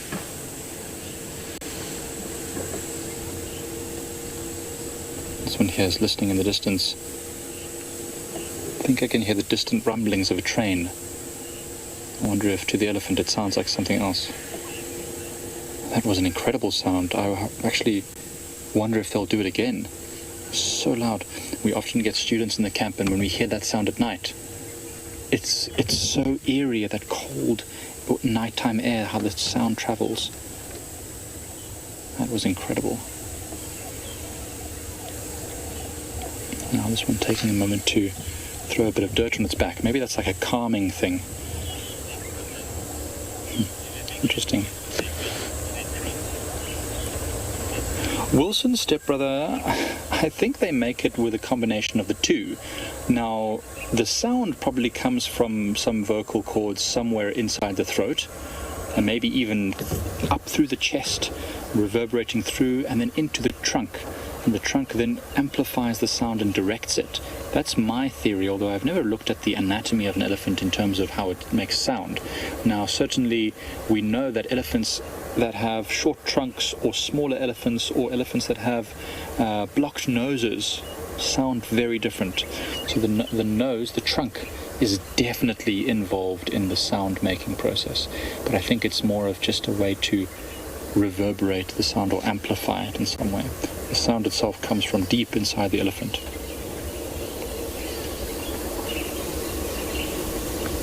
Short trunk there is really going for it. Well, they're going to move behind some bushes now. We're not going to be able to see them anymore unless we reposition, which I don't want to do just yet, because last time we moved we had a bit of a signal drop and I don't want to lose this. So I'll just hope that they come back around towards us. But yeah, that was amazing. Such a cool thing to see, that loud sound and hear that noise. And for you guys at home, it must have been incredible. But even here, wow, almost wanted to cover my ears. It was so loud. I think there's a buffalo herd that's going to come down soon. I was hearing noises and we saw them earlier. I suspect they're going to come down. I don't know how soon. Do you think we should risk it? Drive forward? I'm going to risk it, guys. I'm going to risk it. Fingers crossed.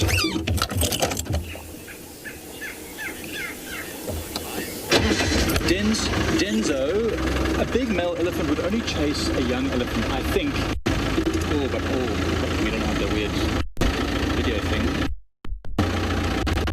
They only chase elephants when they're trying to get to the females, and the young males might be in the way.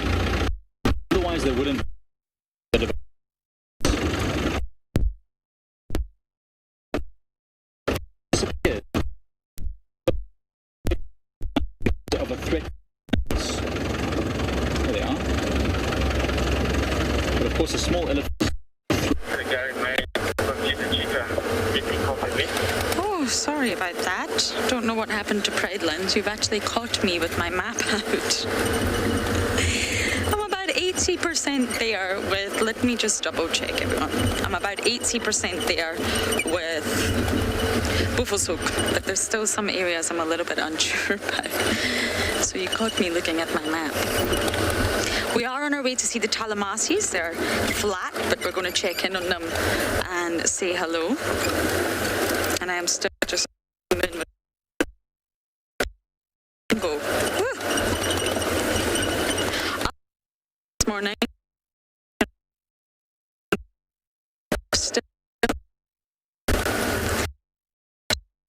Especially in summer, you just go through.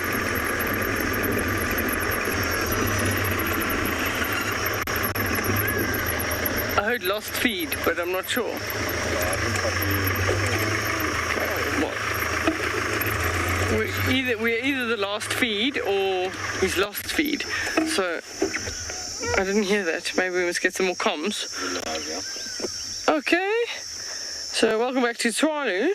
We're in one of our very, very large open clearings. We've got 4 Springbok there. I'm going to try and have a look at if we can see if any of them. Oh yes, the male is on the far left of the screen, and the rest are females. You can see slightly thicker horns at the base, and then sort of more curving around towards each other, and then the female that's in the front of the screen on the right hand side, much thinner horns. So we do know that quite a lot of the female Springbok are pregnant at the moment, due any day now.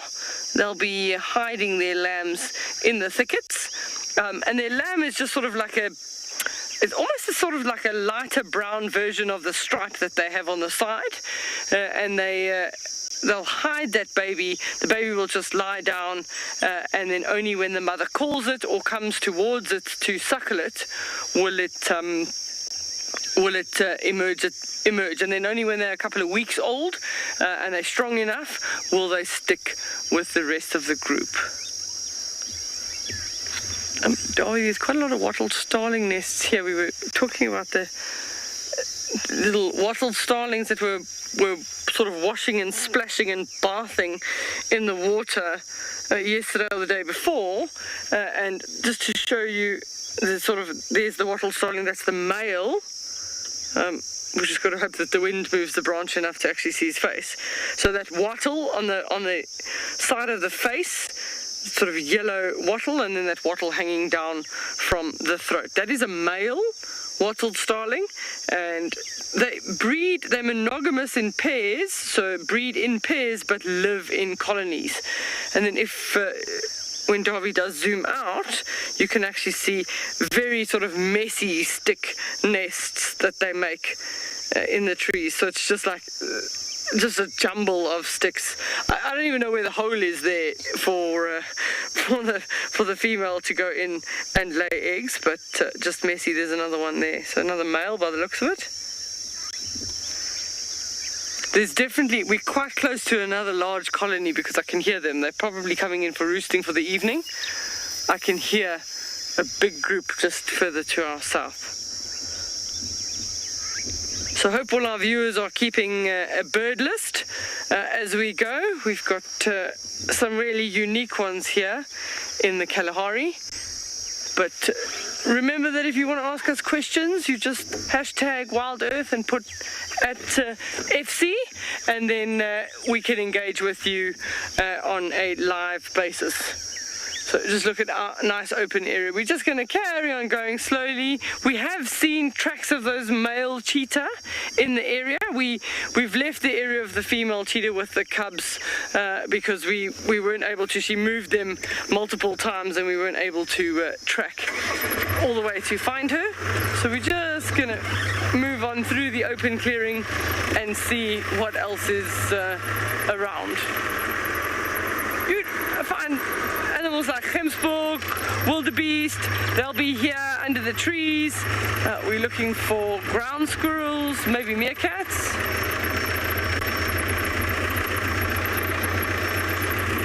LP's asking the question, how do you tell the difference between an impala and a springbok? So firstly, the springbok, the male and the female have the horns, and then they've got that sort of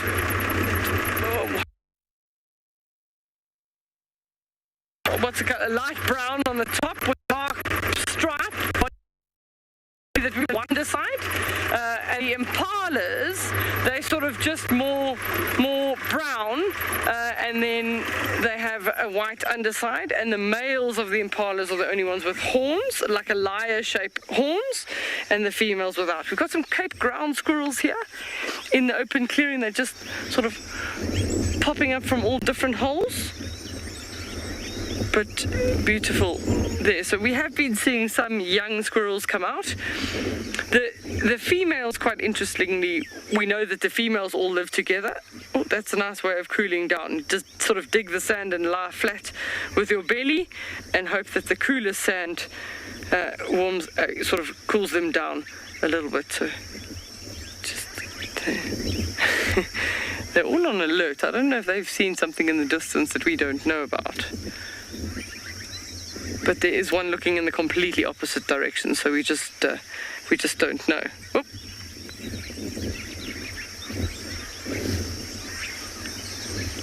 I can't see anything. Oh, there's a tortoise. They're looking at the tortoise. So there's a leopard tortoise just sneaking out. There he is. So the open plains are just alive. He's wading on through the grass.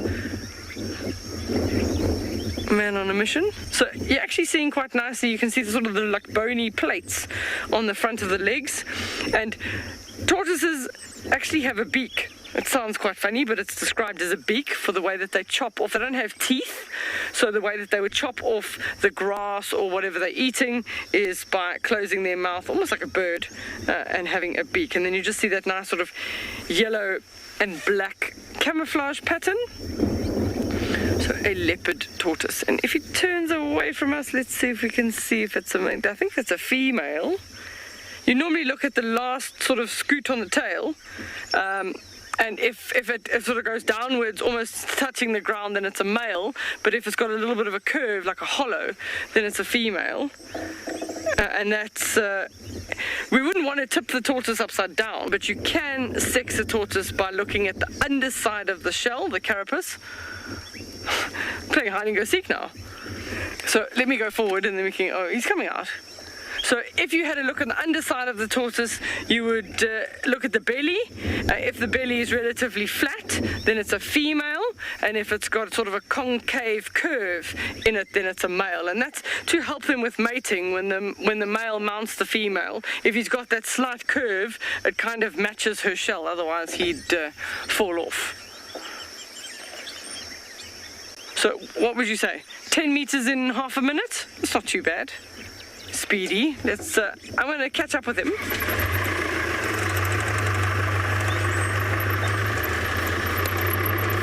Left us. They've gone to Rengala, I think.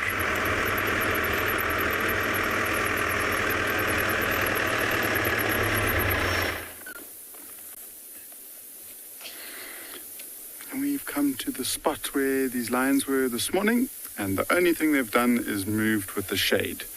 And so they are completely resting and relaxing in the heat of the day.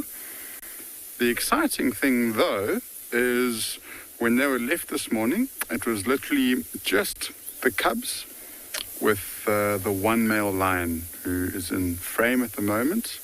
But if we go 2 lions behind him, BK, so that one there with the arm across or its paw across the other one, and that's one of the females, and she and another female have returned to the pride. So I suspect that they left the cubs with the male in the spot, went off to go and hunt, and by the looks of things, looking at their bellies, and I mean, they're still here resting, they were unsuccessful. And so I think it's well worth us sticking around, waiting for the moment that these two decide to get up and move again. And this area is really, really good for wildebeest. We're right next to a little pan system. There's big open clearings. And so there's a good chance that as it starts to get a bit darker and cooler, these two lionesses might peel off from the pride and see if they might be able to catch their youngsters a meal.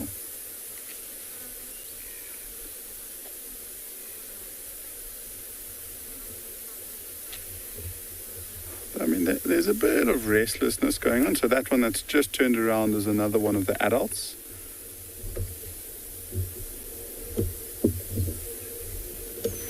So, Priscilla, for the most part, we tend to have one pride, which is the one that we're looking at on Rengala. And they just are such a big pride. Their territory pretty much expands throughout the whole of Rengala.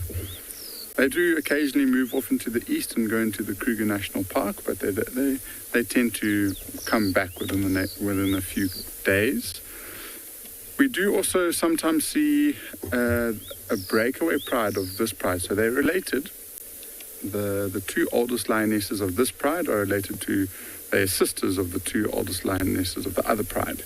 And they are sometimes in the western part of our reserve. We don't see them nearly as often as these ones. It's quite a lot harder to look for animals in that part of the reserve just because there's really big blocks, and if animals go in there, they tend to stay within a block for a couple of days at a time. And then we sometimes get a pride that comes in from the south and the east, a pride called the Mberi pride. And they're also quite a large pride, but this is at the very, very, very edge of their territory or their home range. And so they might, especially in the wintertime, they might come to one of our water holes that we have right on our boundary to have something to drink, but then they'll cross back and head straight back away. So we tend to see 3 different prides of lions. Within the north of the reserve, so around our lodge, the Rengala Safari Lodge, and it's quite far away from the main section that we do a lot of our game drives in, and we'll occasionally see a pride that pops in every now and again. So between 3 to 5 different prides of lions, but usually it's just the one big pride of lions, this one here. And these lionesses are big and strong and healthy, and so they set down their territory, and there's not very many lionesses that can challenge them for it. So Joy, if you're asking about this white lion, you might be a new viewer, and it's a very rare condition that lions occasionally have. And we're lucky enough to have 2 white lions within this pride, but essentially it's a recessive gene that has been passed down from the big male and its mother. And so although neither the mother or the father are white, they're both in possession of the gene, and so they pass it on. And if a male and a female carry that white lion genetic, there's still only a 25% chance of it turning white, or it not turning white, of being born white. And so it's a very, very, very rare thing that we get to witness. Something that we almost just have to stop and appreciate, because we see them so regularly. We or at least I do, I tend to take it for granted, but there's people that have been coming to the bush for their whole entire lives and have never ever seen white lions. And we think this is where the genetic originates, or at least in this area. So there are 2 white lions in this pride, and then about 3 or 4, maybe not as much, maybe 2 or 3 months ago, there was an aerial survey that was done north and west of a camp in the Kruger National Park called Auckland Camp, which is right next to Rengala. And somewhere along one of the river systems there, that they spotted a very, very small white lion cub.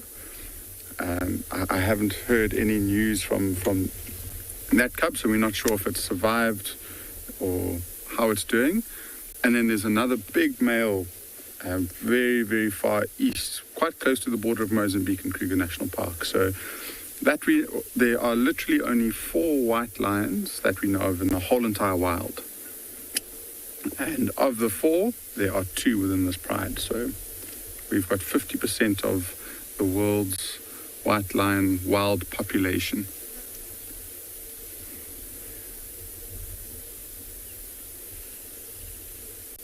So that white lion that we're seeing is the smaller one of the 2. She is a female, and I think, if I'm not mistaken, her mother is the one that's resting her paw on one of the other sub-adults. And then I actually haven't seen the white male. His mother is one of the older cubs of that older female who gave birth to the white lion.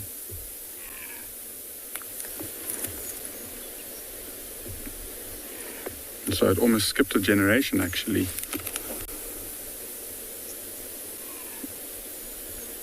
It's actually very tough. I'm not going to make the call, but it could be. She is one of the older lionesses, and the 2 sisters look very similar. And you need to see them standing up, or at least I do, to be able to identify them.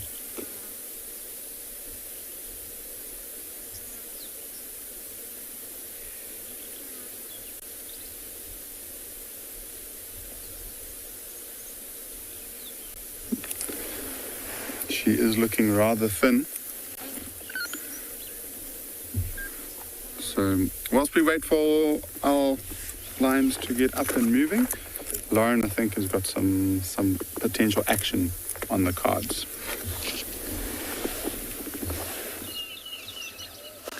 An elephant just chased the Talamatis, or at least 3 of them.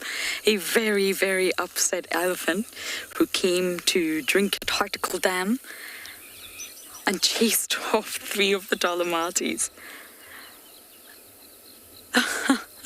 The rest of them are on the dam wall, completely not bothered whatsoever by this giant's presence.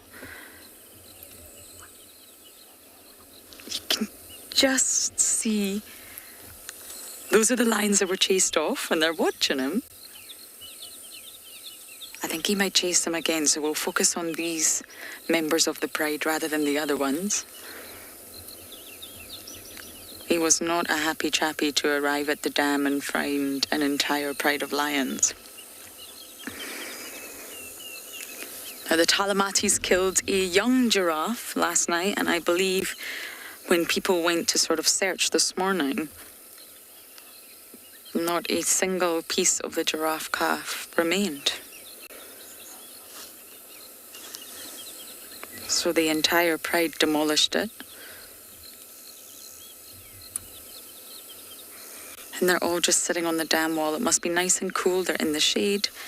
And, well, water is right there. They just need a really, really large straw. And they don't even have to move. There's one actually drinking there, Simon. 10 o'clock in a little puddle.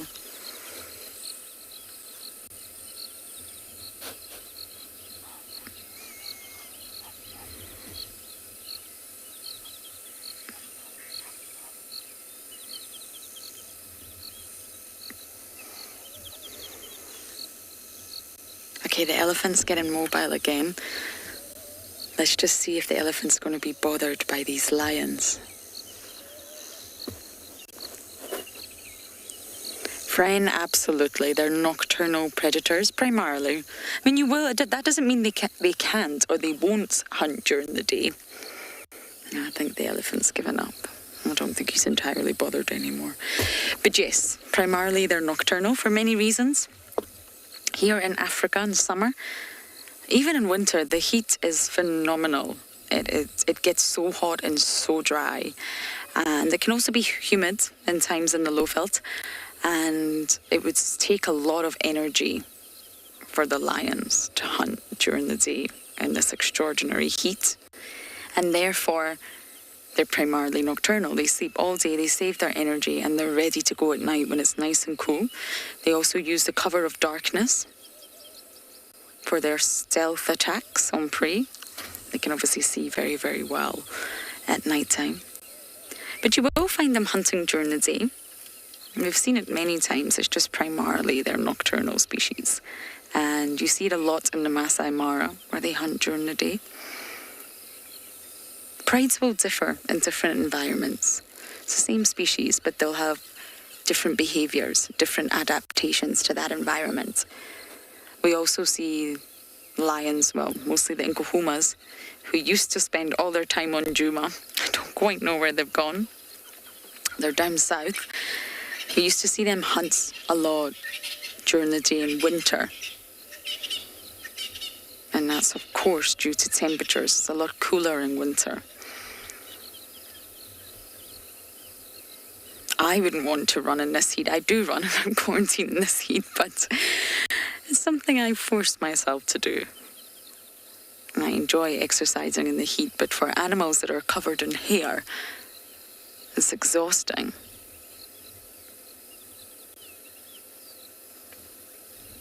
Hello, Talamatis. I tried very hard to find you guys yesterday. I don't see dark mane. And I actually forgot to update you all. I went to the Hippo Carcass and there is no Hippo Carcass. There's nothing. Not a single shred remains.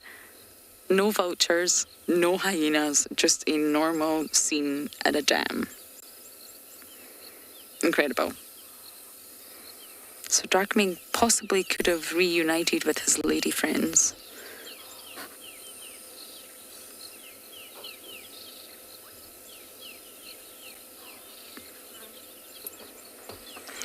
Rachi, that's a bit of a myth. So even if the females do most of the hunting, they will try to eat first.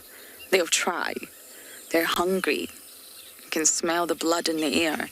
It's just the male is a lot bigger than them and he can be very, very aggressive and he normally just shoves them off.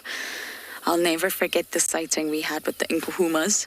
I spent my entire Boxing Day, I think, or Christmas Eve, looking for the Nkuhumas with Steve, for you all.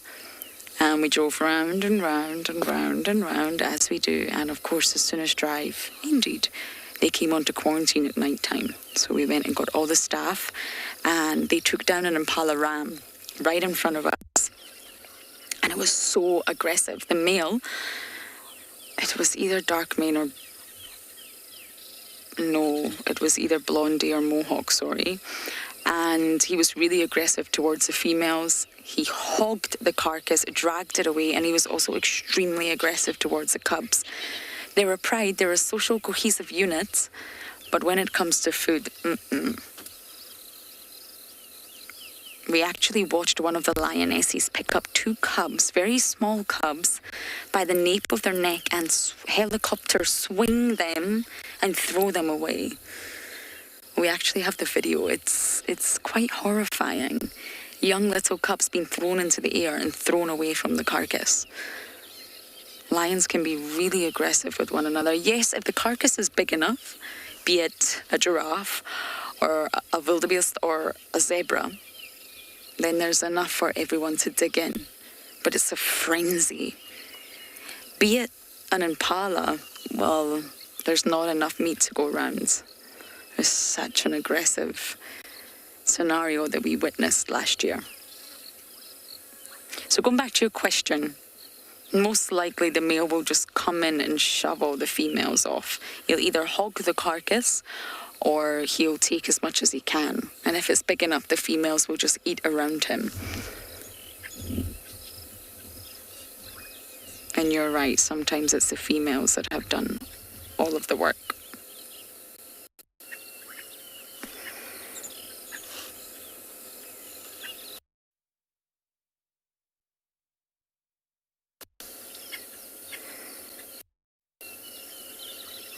Males do hunt too. There's a sort of myth that they don't. They rely on the females. Yes, I do believe they rely on the females a lot. They're lazy. But they do hunt, and they can hunt, and they will hunt.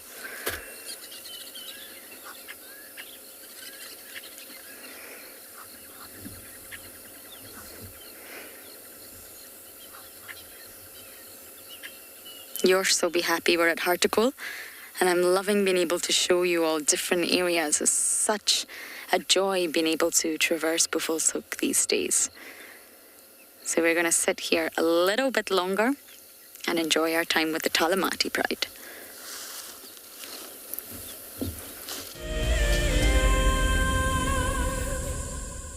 Wild Earth is launching our brand new Explorer program with an opportunity to win a very special Wild Earth expedition. The lucky winner will get a behind-the-scenes Wild Earth experience at the magnificent and beyond Rengala Tainted Safari Camp.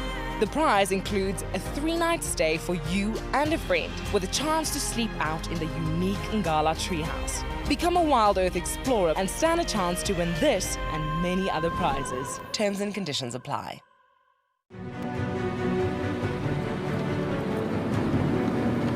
We've seen these ellies really chase wild dogs before. Let's get into spot. There we go, here it comes.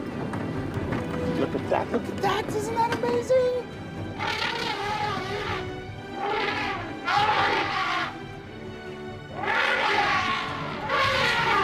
Expect the unexpected here on Wild Earth daily. This is Rusty. He's my favorite vehicle and we've been through all the good times here in the bush. Now, if you feel a connection to Djuma Game Reserve like I do, then we have a fantastic opportunity for you. You can have your name engraved on a brushed metal plaque just like this one, and we will attach it to Rusty so you can always be with us on safari in spirit. We will even send you a digital photograph once your plaque is mounted on Rusty. Spaces are limited, so grab your spot now. My name is Taylor McCurdy and I work for Eco Training. I love hearing from all of the viewers. However, I particularly enjoy those of you who have been watching for a few years. Your questions are just so advanced and they really get me thinking. If you'd like to ask a question on Wild Earth, you need to register on our website. Once you've done that, head to the live safari page and submit your questions below the live feed. Look at this tiny little cute thing.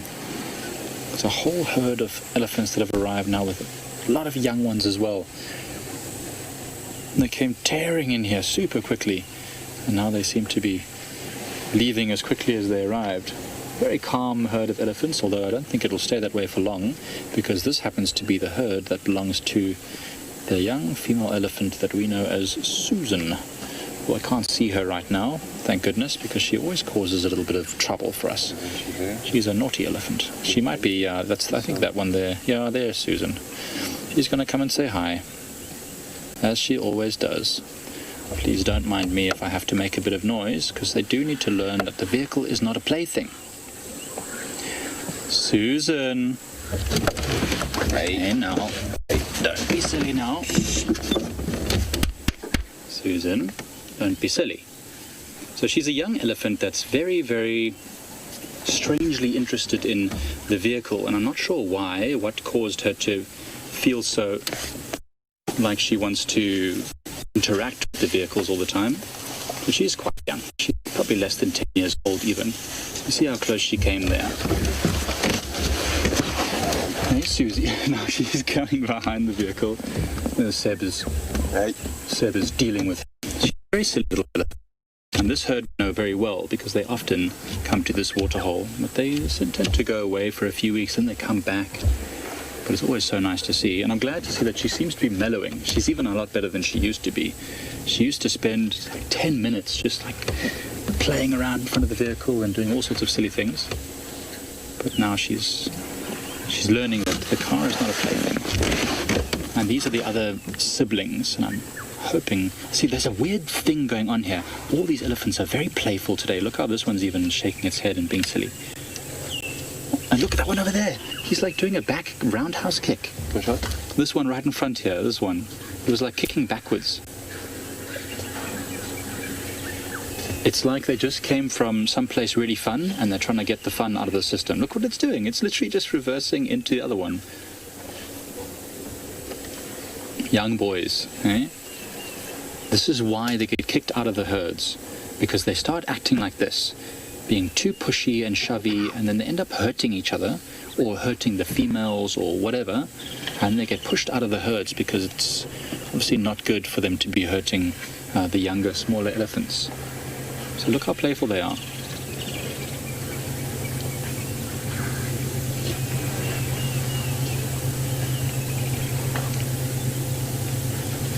Gosh, I love the interactions that elephants have.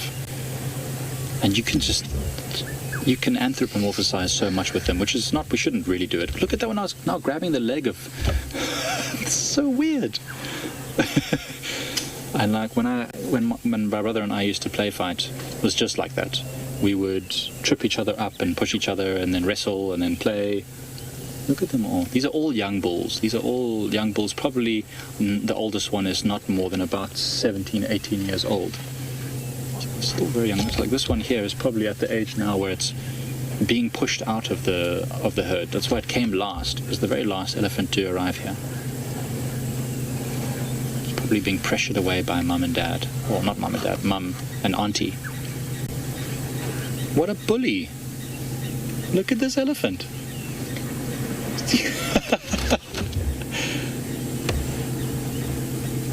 My head's going to get in the way in a second.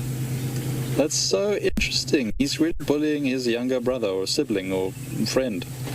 Goodbye. How cool is this? There really are some characters here. Interesting that the whole herd came and went so quickly.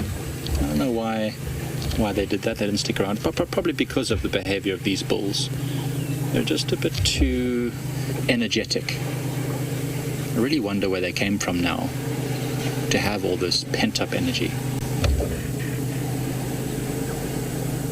Maybe it's just exuberance for the day. I'm sure the 3 bulls that came a bit earlier, this is one of them that's coming out the water now. It's one of those 3 bulls that was here earlier. Oh, and there's a couple of very young elephants. That's very interesting to see that they're left behind. So we'll see a very small elephant coming out of the water now. Also probably a male, but interesting that it'd be so far from its mother. Let's see what it does. Is it going to stay with these ones? Maybe it's going to... Yeah, it looks like it's going to go and chase the other elephants. Do I ever get nervous with elephants? Yeah, I think you'd be a robot if you didn't get nervous sometimes with very large elephants coming towards the car. But when you have more experience, the more you spend time with elephants or in the bush, you start to pick up the signals on when an elephant is really showing an aggressive sign or whether it's just playful or just being curious. So I'm sure you've all seen at times the guides have to raise their hand up and maybe clap their hands lightly and just say, hey, letting the elephant know that don't come any closer. But I mean, I certainly would be able to pick up from a distance already if an elephant was in must or showing very aggressive signs, and I would have driven away from them, but they were just passing through and curious. So no, I mean, getting nervous, yes. Being afraid, not so much. You've got to respect always the animals. More splashing happening as these elephants push each other into the water. Yeah, one of my first ever scary elephant experiences was as an eco-training student, or rather what we call a backup or an apprentice trails guide, on a vehicle just like this in Botswana. And I was leading the safari as part of my training, and I blocked accidentally... Oh, there's more elephants coming even. Oh, there goes my head in the way. I blocked an elephant female from her youngster, and then she charged at the vehicle, and it was quite scary.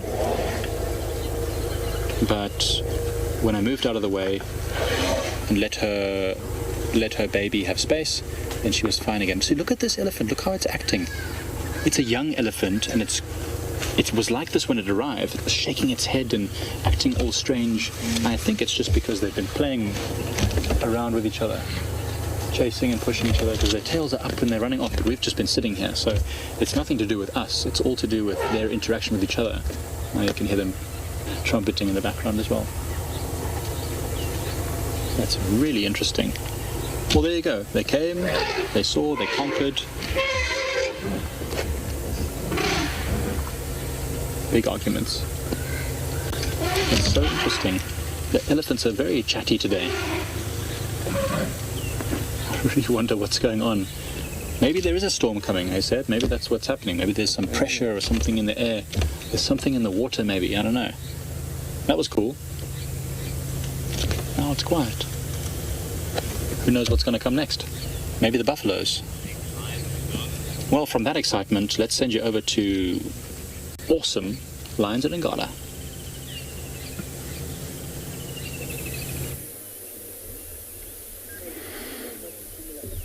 Well, these lions haven't shown more sign of movement, so none of the typical yawning or grooming that we would like to see from them. But they are starting to get a bit restless. I mean, they're rolling around quite a lot. Every now and again, some of the sub-adults pick up their heads and have a quick look around before flopping back over to sleep. So I think it's just a matter of time until they decide to move. Listen, I don't know if you can hear that.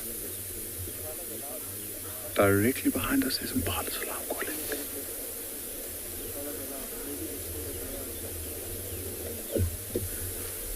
All of the sub-adults have reacted now.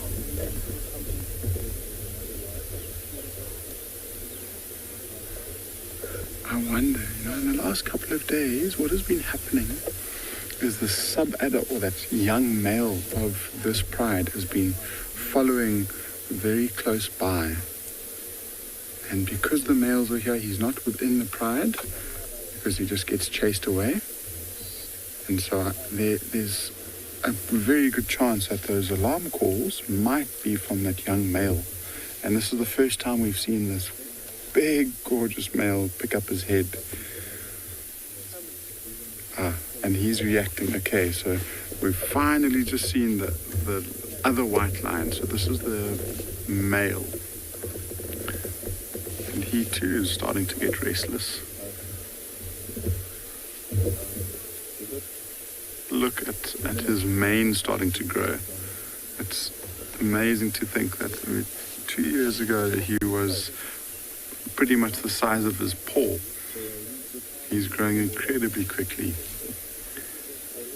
And that mane starting to go that off-white color. Oh, big yawn.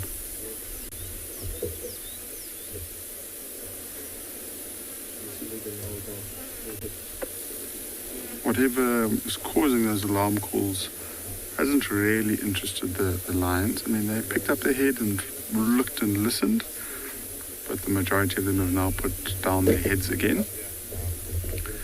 There's only one that's starting to do exactly what this male is in frame. So he's yawning, looking around. But I'd imagine they might just flop back to sleep. And they're still quite dependent on the females, and so they'll only really move around and move from where they are now if they are cued by some of the adult lionesses.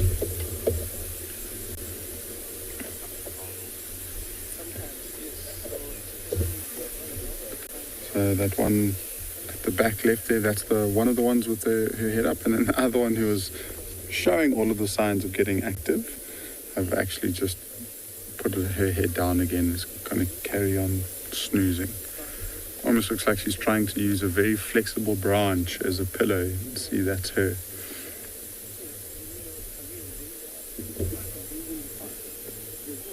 And she is such a beautiful specimen. I mean, I love it when they're this age, these young females. They're just so pretty.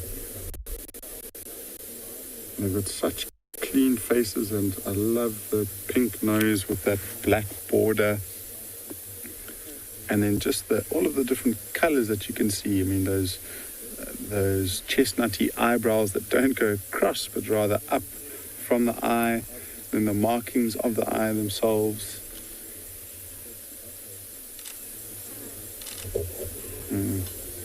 They have got incredible genes.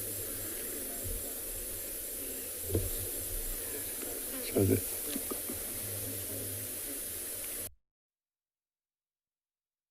I thought that one who stood up at something, see how she's looking back. I think she's just getting very irritated by a fly at the moment. And so she's losing. This is exciting news. I think what we might do is just quickly check to see if that lioness and her two cubs might be a bit more active, and if there's some action happening here, we might return.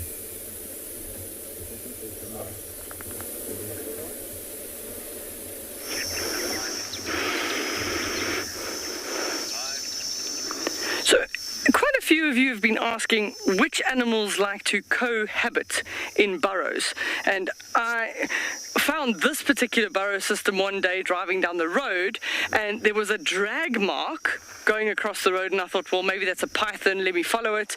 And then when I looked carefully, there were little porcupine tracks, and the porcupine had been carrying a bone, dragging a bone, all the way back to the den.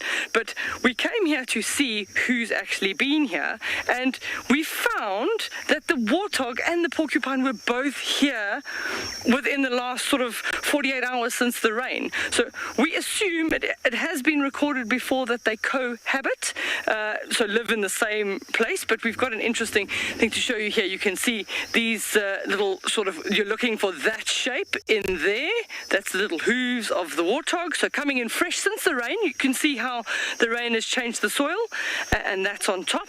And then we follow the little pig. There's probably, I can see at least 2, maybe 3 pigs, so probably mummy and some piglets into the hole there. And then, oh, Darby, I'm going to brave a jump across the hole. Hopefully I don't fall in. And then you can even see signs of sort of rubbing coming out the hole. I've looked and I don't think the warthog is in there, but I'm going to be very sorry for myself if it does come out. And then what we can see here, this area over here, we're seeing the tracks of the porcupine. So you're seeing the little claw marks. Let me just use a pointer. So there's the claws of the porcupine, there's the toes, and there's that sort of back pad. Both of them since the rain. So Darby's going to show you the nice little hole going in. I'm going to jump across again so I can come. So you can see we also never really have an idea of exactly how deep they go. But this burrow is actually collapsed in a section, probably from some heavy rains a while ago already. But what we can see here, the last time I came here, there was only 1 hole. Now there are 2. So it could be that porcupine is living on one side. So we can effectively call this house A and B. And one of them is living in A and one of them is living in B. But what you can see is just look how deep that is underneath the soil.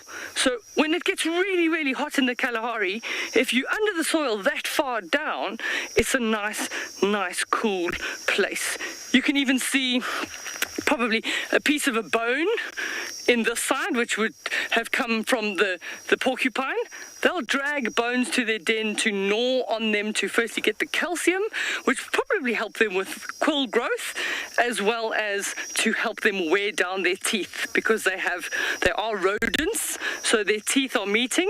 Their incisors, top and bottom, need to constantly be worn down while they want, so that they're able to continue to eat. And lots of porcupine quills and everything. I can see lots of small quills, so probably also a nice little family that lives down here. But isn't that just amazing? So whether they live in the same hole or not, we can't say.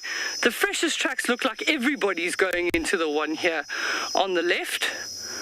But yeah, just really, really interesting to see, and how deep they actually are.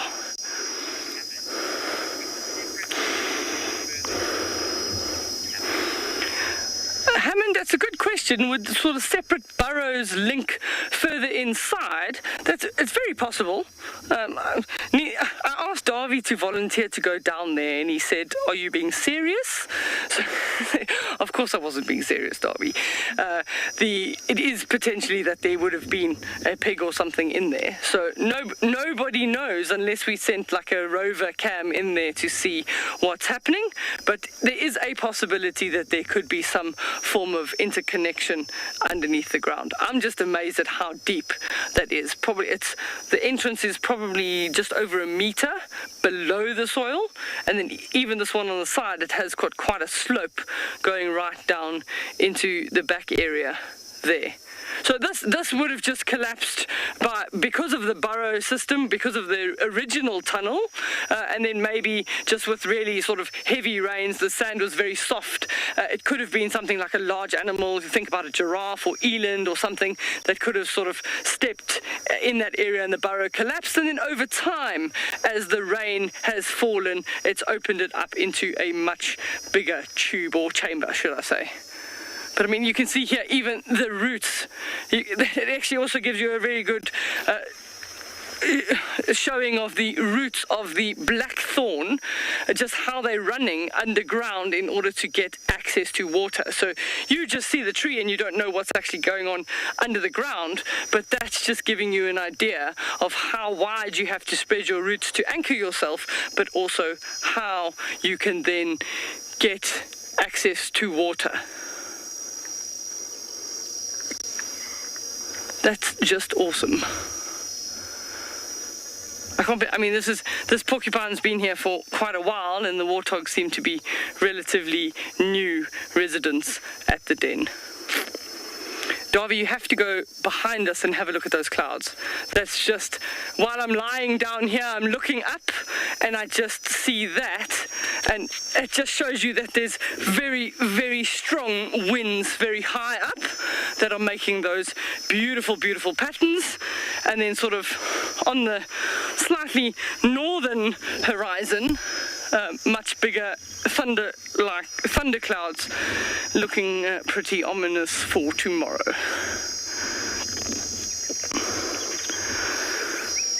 So this is another one of those burrows that would be worthwhile sitting at in the winter season. Are the insects biting you, Darby? Darby's doing a little tap dance. As he's standing there, the insects are biting him on his legs. Beautiful little tap dance. So if you saw the camera shake a little bit, that's because the insects are biting Darby a little bit. It is hot. So we're going to head on and see what else we can find you. But we just thought we had to show you the cohabitation there of the porcupine and warthog.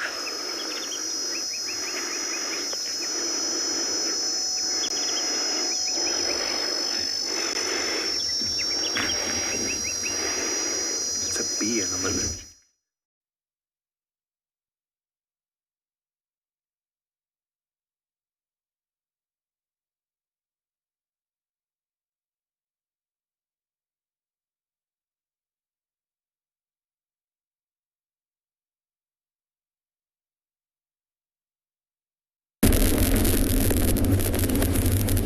Welcome to Ngala, everyone. Like I said in my last little segment, we are on our way to that lioness with her two cubs. BK and I have just been marveling in the scene that we have with us on our left. So beautiful sunset with the Drakensberg Mountains and those clouds is just really stunning.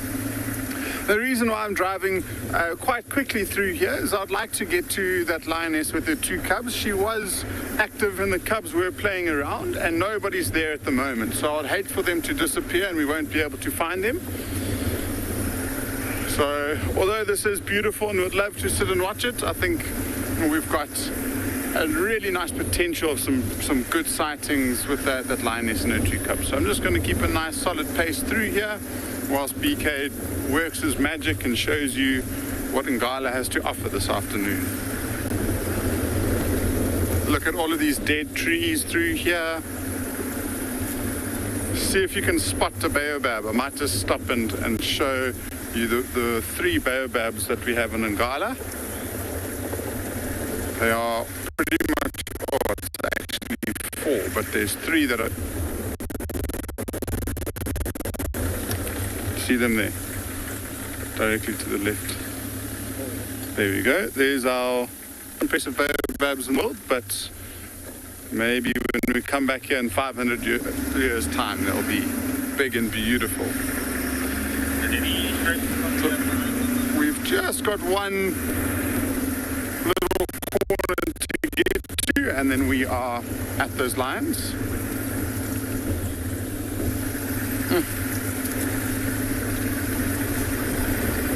It is just so vibrant. I love summertime. in the bush. It's awesome.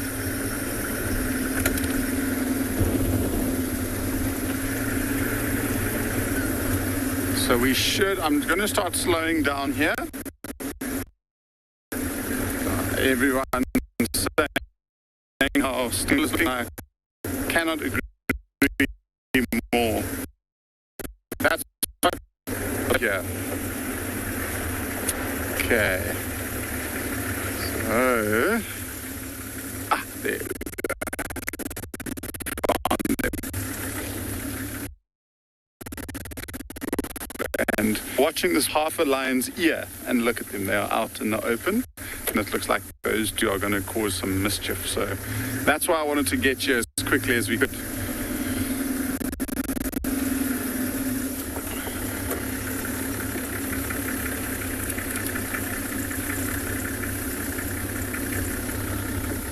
There we go. So we're not going to see them in that beautiful golden light, but we've got enough light to watch them. I think once they've stopped watching us, they might go back to being naughty little cubs. And so she is not far from the rest of the pride. And the way that she's facing, if she gets up and moves in that direction, I think she'll hopefully bump into them.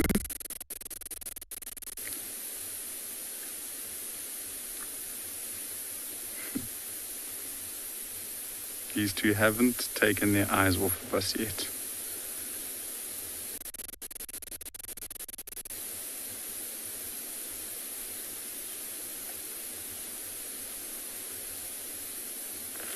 That one that's looking at us, the one at the back, look at how long the hair is.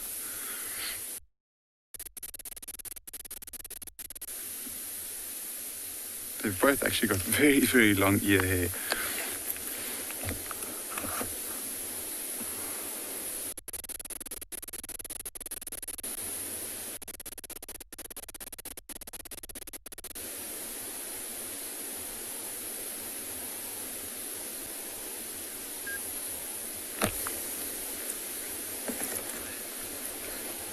The lion type of day. We've got lions here at Rengala. Lauren's also got lions, so let's go over to her.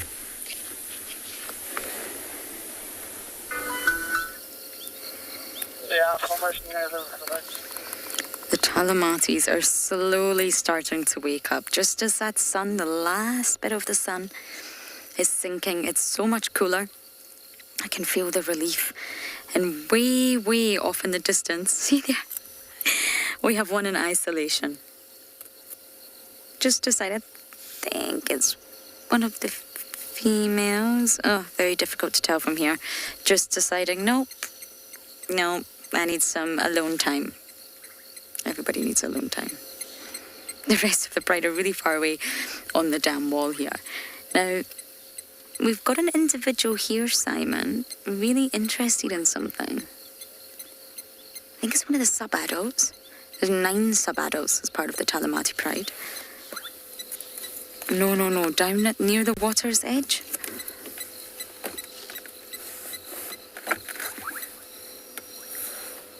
I've already had a drink, so I don't think it's water.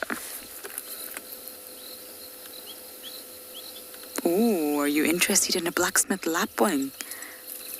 Oh, lapwing. You don't know what you're letting yourself in for here.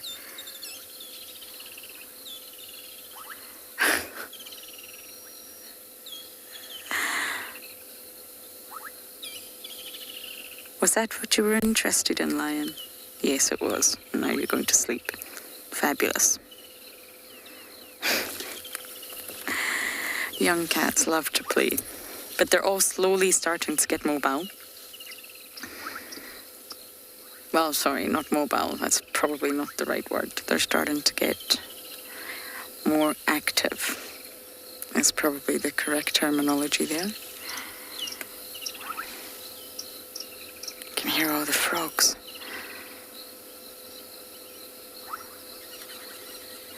Now, I believe when I was on leave just a week or so ago, maybe 2 weeks ago now, the Nkuhumas did grace us with their presence on Djuma. But really, if we start to add up, if we start to do the maths, the amount of time the Talamatis are spending on Djuma in comparison to the Nkuhumas. It's definitely more the Talamatis. And although they're both neighbouring prides and territory shifts constantly, they're very fluid. In the 2.5 years that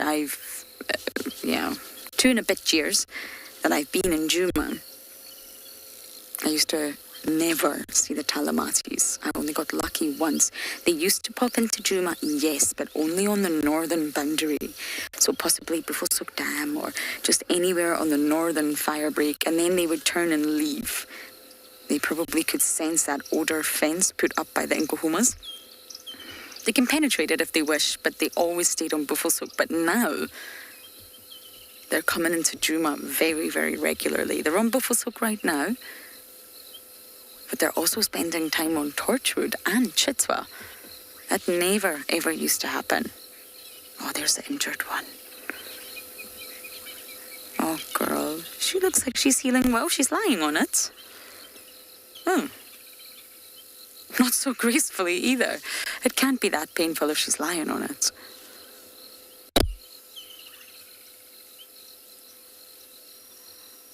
It looked like it was healing. She was putting weight on it. That's good. They're all starting to get up now. We've got 3 mobile.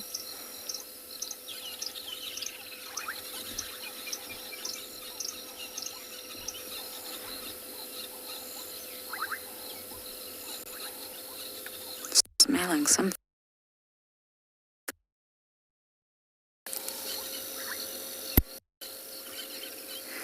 Rachi, no, not when they're scared. They do vocalize, and it's normally for communication. It's either long distance communication to communicate with pride members, or territorial. Not when they're scared. And to be...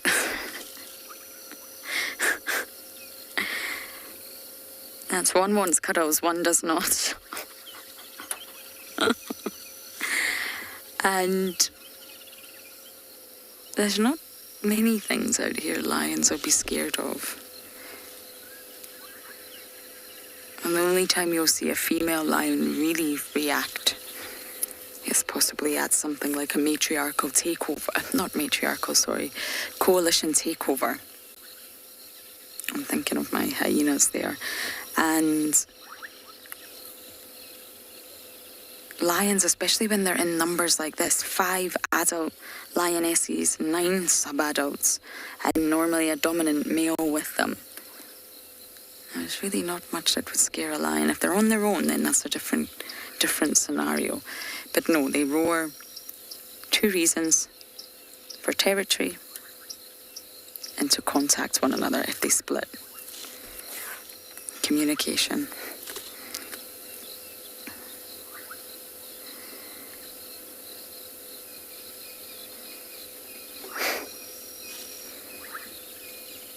They've all moved about a metre or so and they're flat again. This is the one that's missing the fluffy black tip at the end of its tail. Let me just have a look at that tail, so you see? No black tip.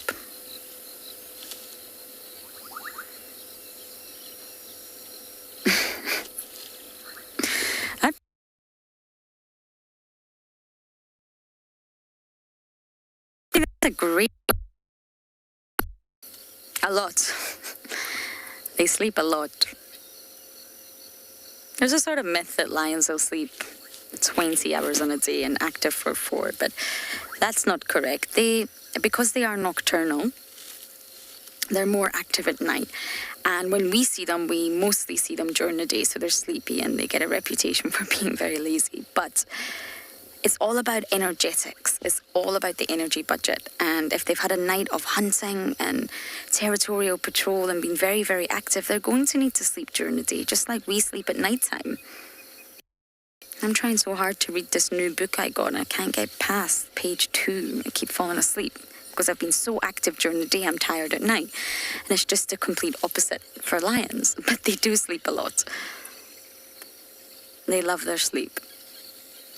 No organism, be it a tiny mosquito or a nudibranch or a lion can go into energy deficit. It may happen, but for survival, they always need to stay in the surplus with energy, keep their energy levels topped up in order to survive. So I think we're going to stay with the Talamatis a little while longer. We're going to send you across to Andrew for another silent moment.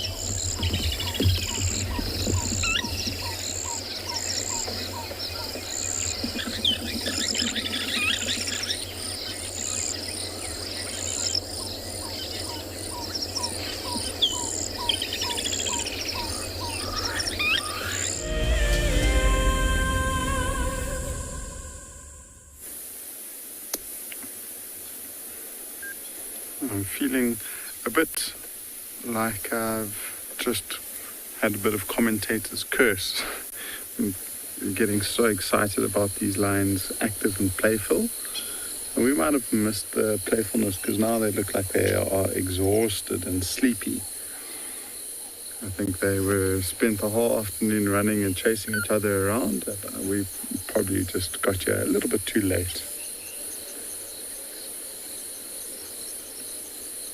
And the lioness is still looking around and she's weighing up her options. So she's scanning all over the place. So she's looking down towards the river, which is the direction that she's facing now. And then you just see how she listens.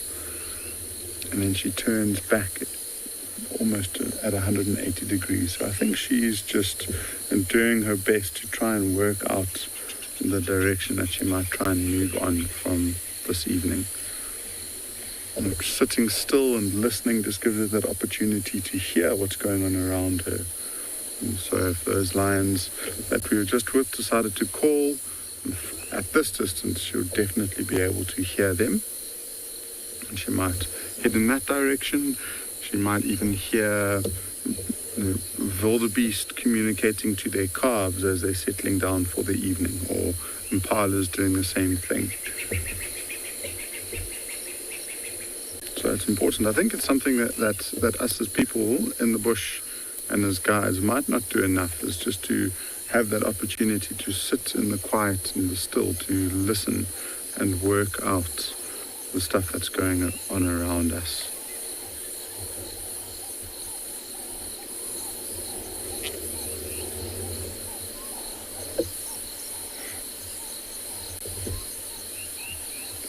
These two are so cute. You see the one in the foreground that's grooming, she's got a slightly lighter color than, or sorry, he does, a slightly lighter color than his sister, who's slightly further back. But still very spotty on the back legs. But, I mean, most of the torso is, that's typical adult lion color, although you can still see, if you look very closely around the torso, you can see those spots from when they were very small cubs.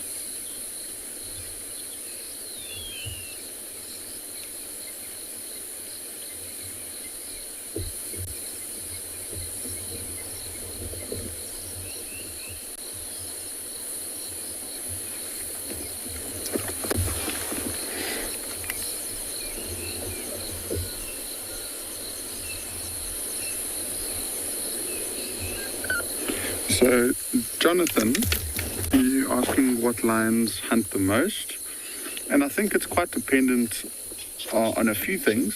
Firstly, the area.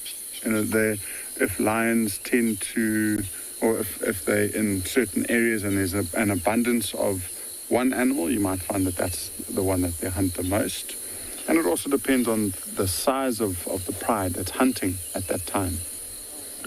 So this lioness herself, she would probably target something as big as a zebra or a wildebeest.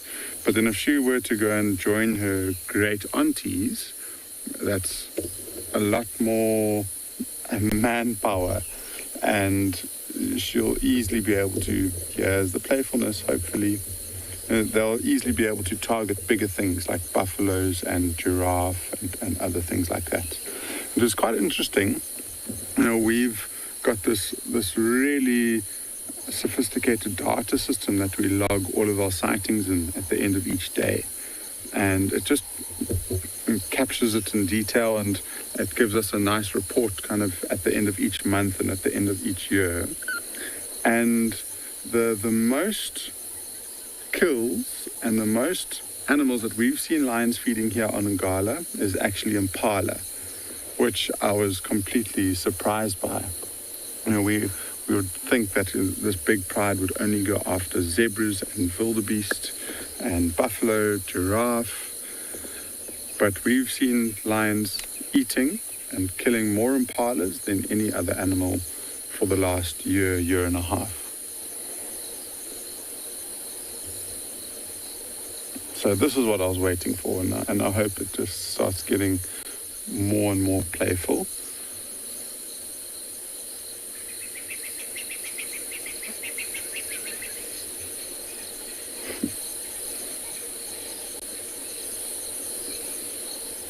They look like they're in two minds. Don't know whether to play or to sleep. So they'll do half of both.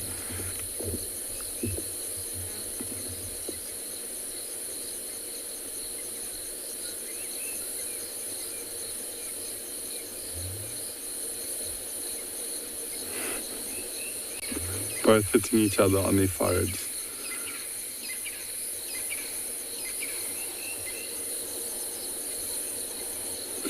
So Mama Bear, these cubs are 8 months, I think, 8.5 months. I'm just trying to do the maths in my head, yeah. I think we knew that this lioness was denning at the end of April, maybe beginning of May. May, June, July, August, September, October. Yeah, so that's, maybe it was closer to May. But anyway, I think they're 8.5, 9 months old already. We first saw them when they were only several weeks old. And I was actually lucky enough to see the mother carrying one of the cubs across the riverbed for the very first time. So that's a sighting that I won't forget in my lifetime. And I'm trying to think when that was. I'm sure it was around April, May.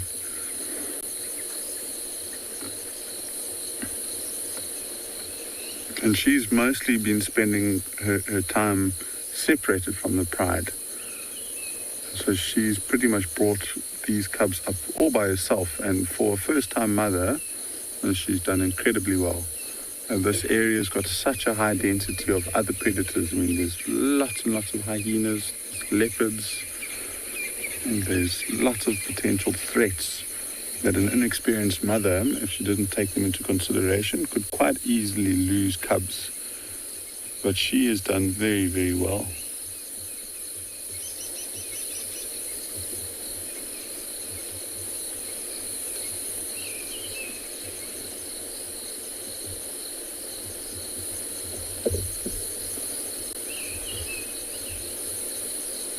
Look how sharp those claws are.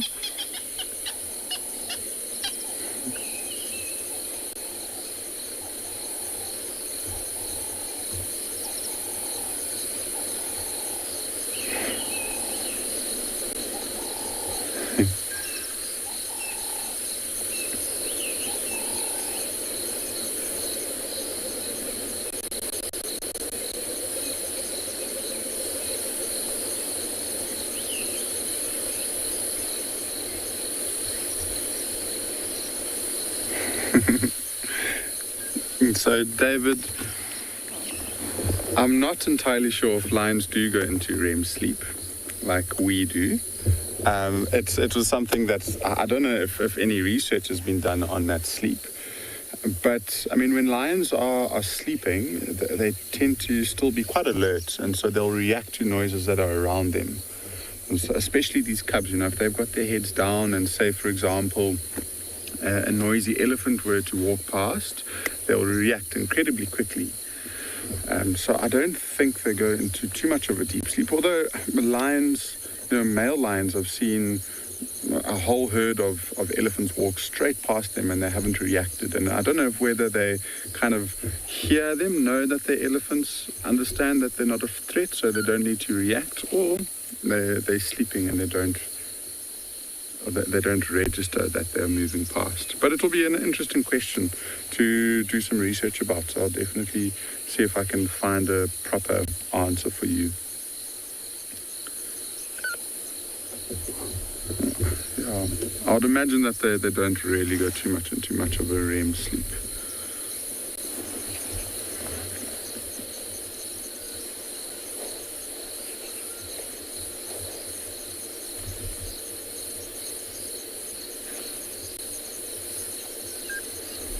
Yeah, so it looks like these cubs have done a little bit of playing and it's rest time again.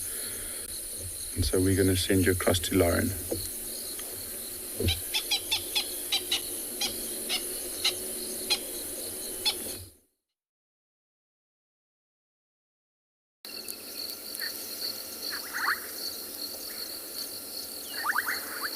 Another bull elephant is on the scene. I don't think he's noticed or is aware that the lions are up on the dam wall. He's got a very short left tusk. I think it's broken, actually, rather than being worn down. And just to touch back on the two lion prides, not for 1 second am I suggesting the Talamatis pushed Nkuhumas out. No way, shape or form. That did not happen. With territories, they will constantly change. And a sort of any species, be it solitary or social, will always try to gain more advantage, get a bigger territory, get more females, or get better food, get more areas with water. And for the Nkuhumas, when they started, they were very much, Djuma is Nkuhuma land. And when they started to push a little bit further south, they were ending up on Mala Mala and even further down. It was due to food. They were going after the food. They were going after the buffalo at that time. And they were obviously trying to expand their territory, which is completely normal. The bigger the territory, the more survival benefits for any species. And in the spot down there, they were obviously getting lots of sort of good food. There was plenty water, and they started to spend a lot more time down south. But they were also coming back up north as well, and they're pushing west. Expanding their territory is completely normal. So by having a bigger area, that ultimately means they're going to spend less time in specific areas, and I think that ended up being Djuma. Now, it's the exact same for the Talamatis. They're also pushing downwards. No one's kicking one another out. It's just a case of Talamatis were normally found mostly on Buffelshoek, which is a very large property, it's larger than Djuma, and they've started pushing down. The bigger the territory, the better. So they're very aware of one another. The Talamatis will be able to recognize the Nkuhumas solely by scent. They will understand, and I would not be surprised if they recognize the Nkuhumas' calls as well. But it's just been a shift. Nothing's changed. Nobody's been pushed. It's just been a slight shift. Both prides in their prime. Lots of cubs or sub-adults expanding. Summer now. They're just trying to expand the area that they traverse. They're traversing rights. Just like Wild Earth have expanded their traverse here. And there's just been a shift naturally. So within that shift, of course, there's overlaps. It by no means has any pride pushed one another out. It's just a case of movement. And I spoke to someone in the west the other day, and they had Tingana very far southwest from Djuma, and they said it's great to see him again. This was his original stomping grounds. And then, of course, Tingana moved into Djuma, and now he roams Buffelshoek. So it's just a natural progression, a natural shift. Things will always shift in nature. Nothing will stay static.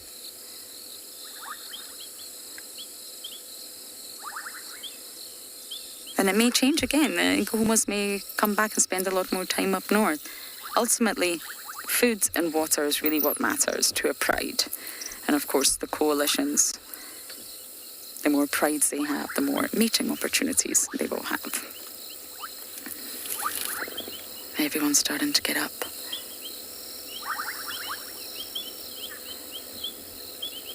And territories, to be a territory holder is just a very selfish, innate thing. When you actually read about it, it's you claiming land or areas or resources as yours. But it's a lot of work to do it. You've got to really put the effort. You've got to really put the effort in to claim something as yours, because there's always competitors around the corner. And that's where territorial behavior comes in. Protect your land, protect your own, protect your offspring from thy enemy. And to do that, they vocalize and they scent mark. They create an odor fence around the entire area that they traverse, so that any intruder will understand, yes, okay, this is actually an area that belongs to someone. Okay, yeah, this belongs to the Talamatis. Shall I cross and go in anyway? Why not? Maybe I won't. It really, really depends. Odor fences are not blocks. They're not real fences. Completely penetrable, but it's a warning sign. It's a chemical warning sign to others.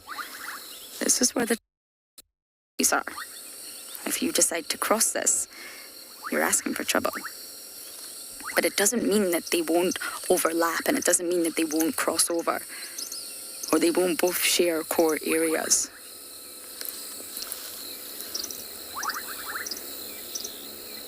And it's fascinating, even in the short time that I've been here, you can see changes in movements, changes in territory, changes in behavior. Dispersal of one adult, like Hosanna, leaves room for others. Tingana going nomadic was probably a choice of Mulwati coming in, and it's just a knock-on effect on every player in the ecological game of life. If everything stayed the same, if every territory was fixed, no one could survive, really. No. Oh, what's this coming in over here? Is it a hyena? I'm struggling to see now. We're losing light. Yep, we've got a hyena on the scene.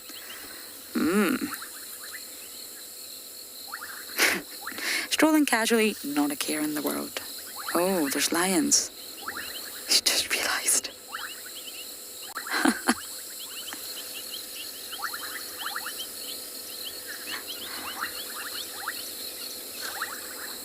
They're watching it.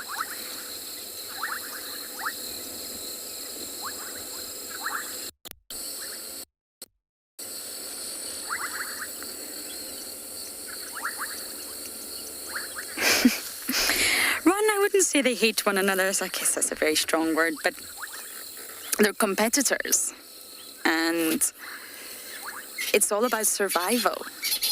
Oh, the hyena's running. I think you've got yourself cornered here, hyena.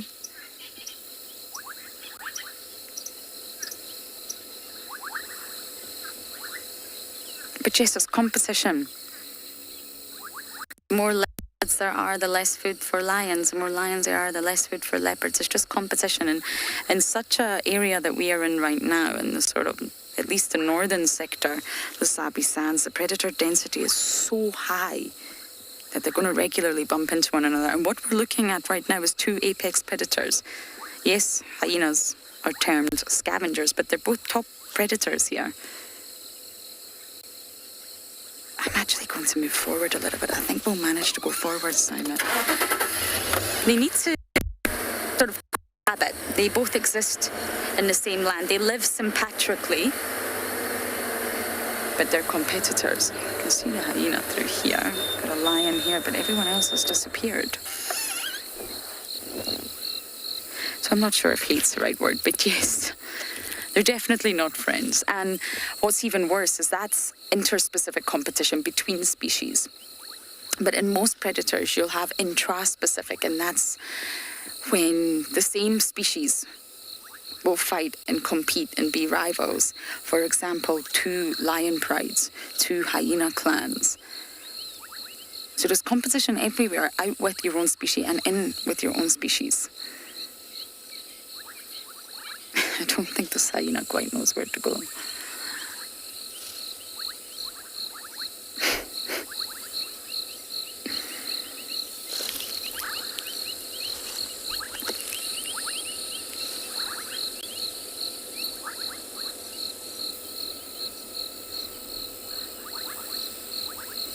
Oh.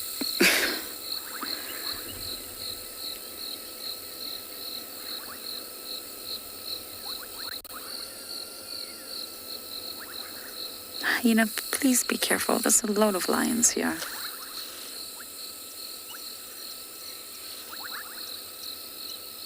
Now, this was a hyena just going about its evening, ready to inhale all the scents and decide which way to go for the night. And of course, just bumped into an entire pride of lions.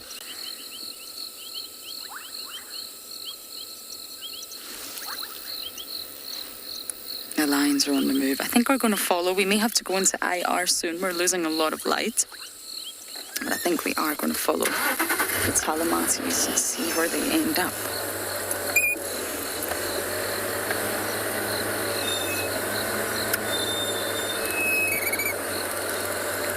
So if they go into the thicket, I will not follow, but if they stay on the road, we'll try and see how long we can keep up with the Talamati pride.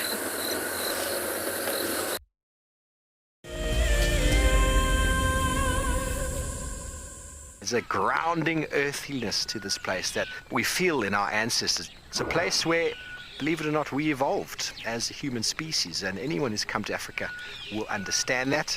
The connectivity that the continent has to the person and to people's souls is next level. I am thoroughly looking forward to taking you on your next adventure when we explore all the small and big things. Catch up with the guides daily here on Wild Earth. An ever-increasing part of the global population is losing its connection with nature.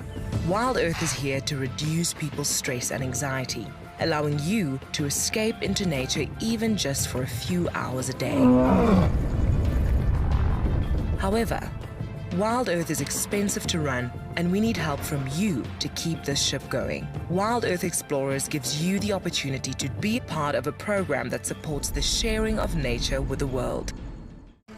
My name is James Hendry, and I work here at Djuma Private Game Reserve in the Sabi Sands on the western fringes of the Greater Kruger National Park. My favorite part of getting questions from viewers is that we get to have long and varied discussions about all sorts of different aspects of nature. Because our audience comes from all over the world, it's very special to have different perspectives from everywhere. If you want to submit a question on Wild Earth, you need to register on our website. Once registered, go to the Live Safari page and submit your question beneath the live feed. Have you been watching Wild Earth and dreamt of being right there on safari with one of the guides? Well, now you can. Wild Earth is offering you a chance to buy a ticket to dream. You or a friend can hop on board a live Wild Earth show and join our guide on safari. The ticket is redeemable at any of our locations, anytime in the future. Only a limited number of tickets are available, so don't wait. Get your ticket now and start dreaming. Terms and conditions apply.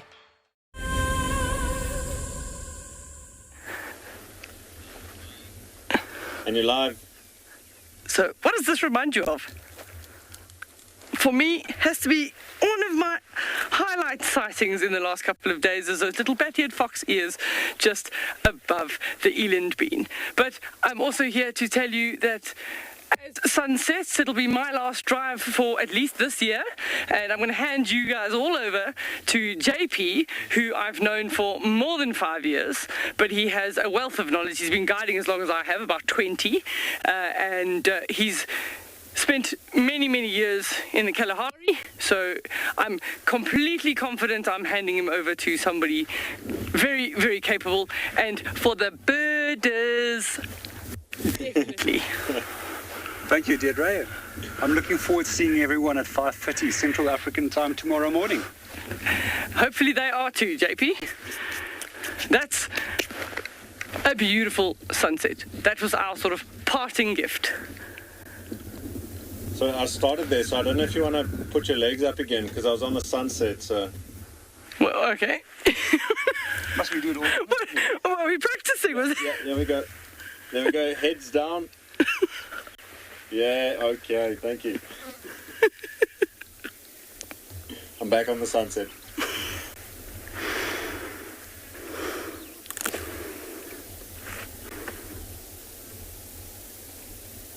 This is absolutely amazing. I think Darby just wants us to do like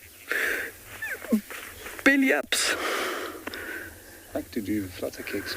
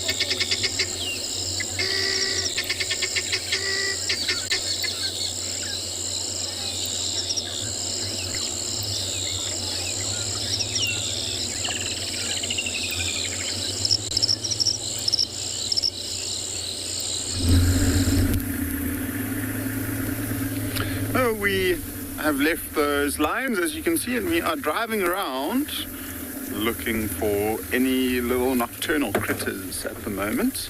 I'm sure you've noticed we are now in essentially black and white, so BK has just turned the camera on to infrared, and that is just in case we see an animal that just causes the least amount of impact on their eyes. And so we'll use the spotlight that I've got in my hand to find it. And once we found it, we'll turn the spotlight off and just use the infrared light. So I'd love to try and find something cool. And when we are driving through an area which is very dense, so we're heading towards the river again, and we're just going to meander along the southern bank of the Timbavati and see if we can find anything around there. There were tracks of a young male leopard apparently that were not too far from where we are, but directly opposite us, so on the northern bank of the river. And so it might be worth us trying to find him. Otherwise, something I'd really love to show you is that African scops owl that I was mentioning a little bit earlier on in the day. So that will be a very good challenge. The best thing to do is just listen for the call. And when you hear the call, just shine in the tree and try and find it. It's got a very unique call. It doesn't sound anything owl-like, and I'll try and mimic it, but I'm not the best animal sound mimic. So it goes something like this.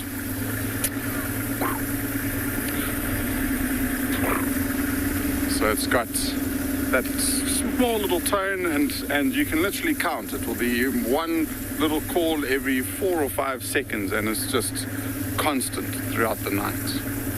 The first time I ever saw that African Scops owl was in Mana Pools when we were traveling around there with my family in 2010, and we were camped underneath a tree and we heard it calling, and my mom was actually the first one to find it and point it out to us.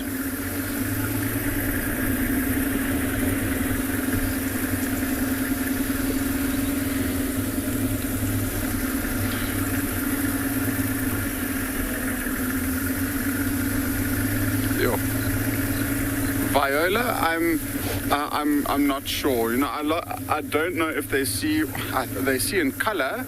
I'm just not sure in what colors. You know, a lot of birds have got they've got 4 different color spectrums, whereas the human eye's just got 3. But because they're nocturnal, it might be a similar thing to lions and leopards, where they've got a small rods in their eyes, which is adapted for seeing at nighttime, rather than having the 4th spectrum where they see the vivid colors that other birds might have. So Viola, unfortunately, I don't know the answer to that one. It's a question that I'll just have to try and read up about.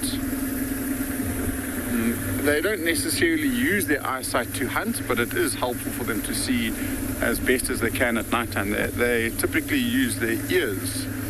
And owls have got quite an interesting setup. They've got one ear that's slightly lower and backwards, and one ear's up and forward.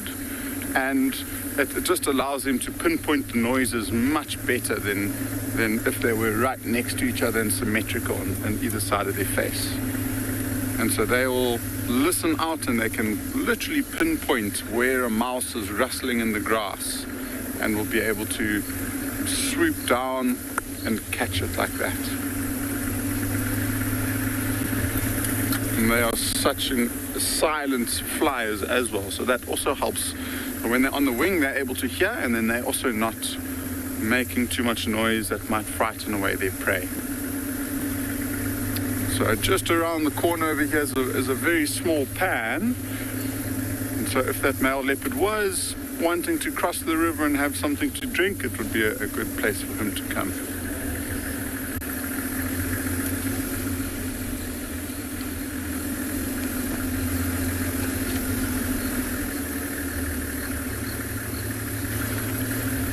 Kieran, we have got 6 different owls that we find here at Rengala.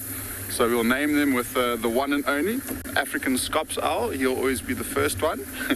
Then we get the Rose eagle owl. That's the biggest owl that we find in southern Africa. It used to be called a giant eagle owl. Sorry. Then we get the pearl-spotted owlet, which is quite a common one here. The barred owlet. We get the spotted eagle owl and the southern white-faced owl. There's an owl.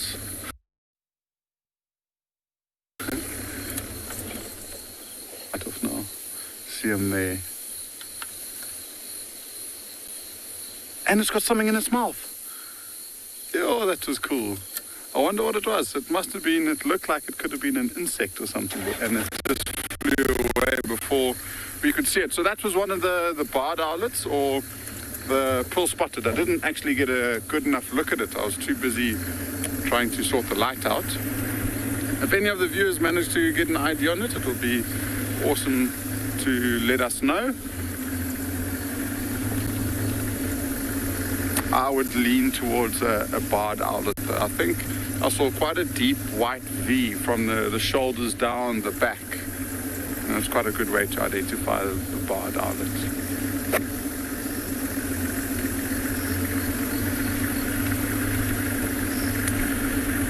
All right. So we are just approaching that pan. And so let's hopefully find something cool that's coming down to drink.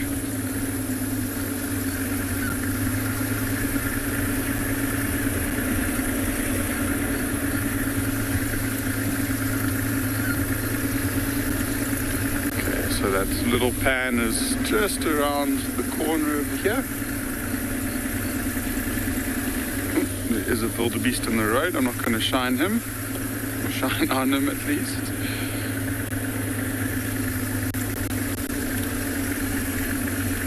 As we drive past them, especially because we can still see quite nicely, so instead of shining him with those bright lights of the vehicle on the spotlight, just switch off, drive past him, and there's a whole herd of wildebeest there.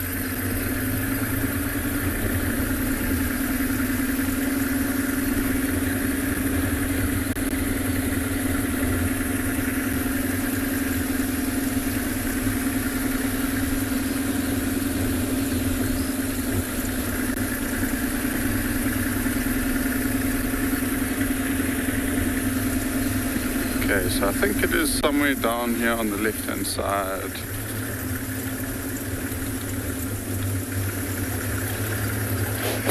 Joy, typically cheetahs won't hunt at night time. And I say typically because, you know, they do occasionally hunt throughout the night. And it just depends on where they are. So if they're in an area that they're the apex predator, and they feel that they're not going to get chased away by the nocturnal predators like lions, leopards, hyenas, you know, then they'll feel comfortable hunting at nighttime. But they tend not to hunt. Oh, maybe this will be a good challenge for us. We've got a nightjar in the road. But Joy, they're mostly diurnal. If it's a good full moon, you might find that they'll try and hunt at night. So the reason why I've stopped to have a look here is because we also have migratory nightjars that come visit us here within the Kruger. And there's one called a European nightjar that I've actually never ticked off my list because I haven't had the confidence to ID it properly. And this one's got lots and lots of rufous on it, and so I'm leaning towards a fiery neck nightjar, the most common one here that we get throughout the whole entire year. But they are so tricky. I mean, it sometimes boils down to what a couple of the wing feathers look like between the different species.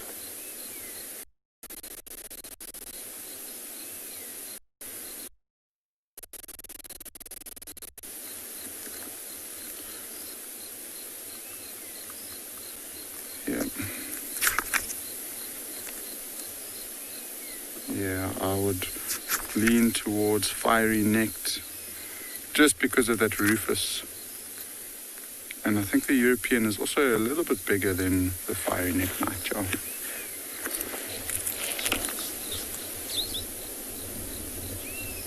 Yeah, lots of, I don't know,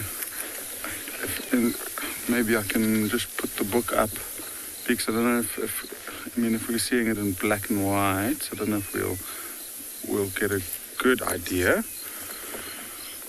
So this is the one I'm looking at, and the rufous that I'm talking about is around this neck, so you might just see that different shade of color. Unfortunately, we don't have the color with the IR light. But the European is this one over here.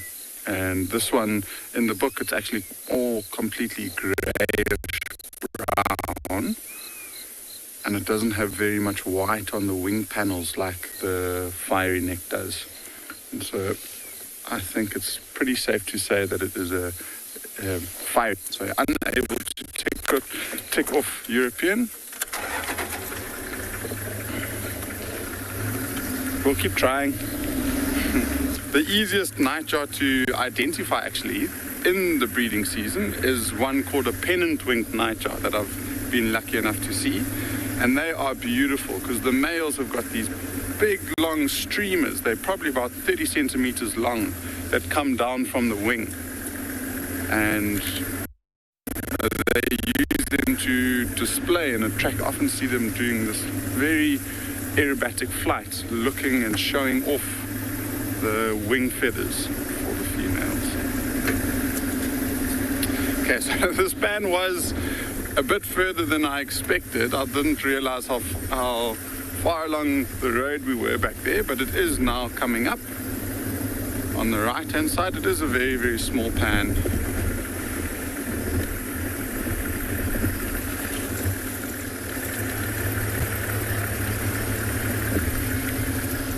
What is that?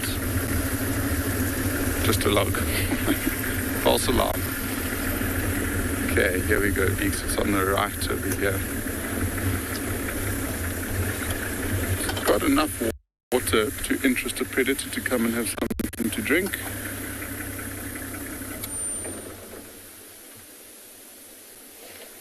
But otherwise not too much going on here.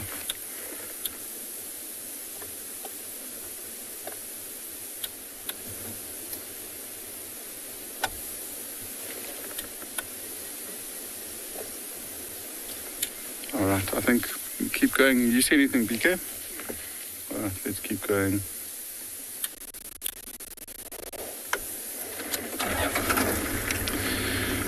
Okay.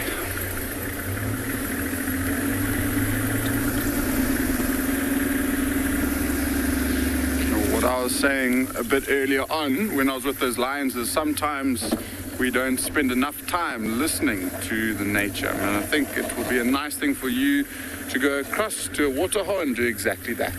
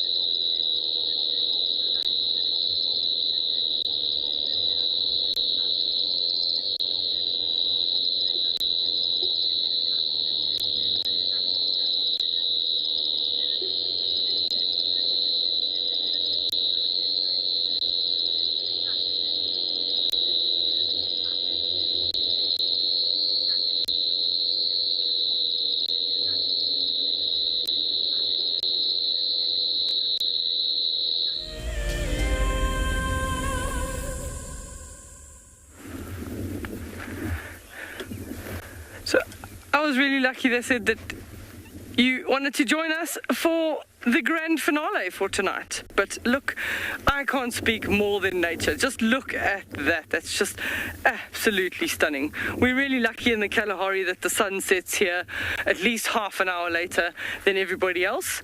So we have amazing, amazing sunsets. And just when there's clouds in the sky, those colors indescribable. And if I had to describe my sort of, I think it's only been about 10 days. It feels like it's been a whole lot longer than that. Highlights for me from the last 10 days, of course, top of the charts has to be the little rockets coming out yesterday morning.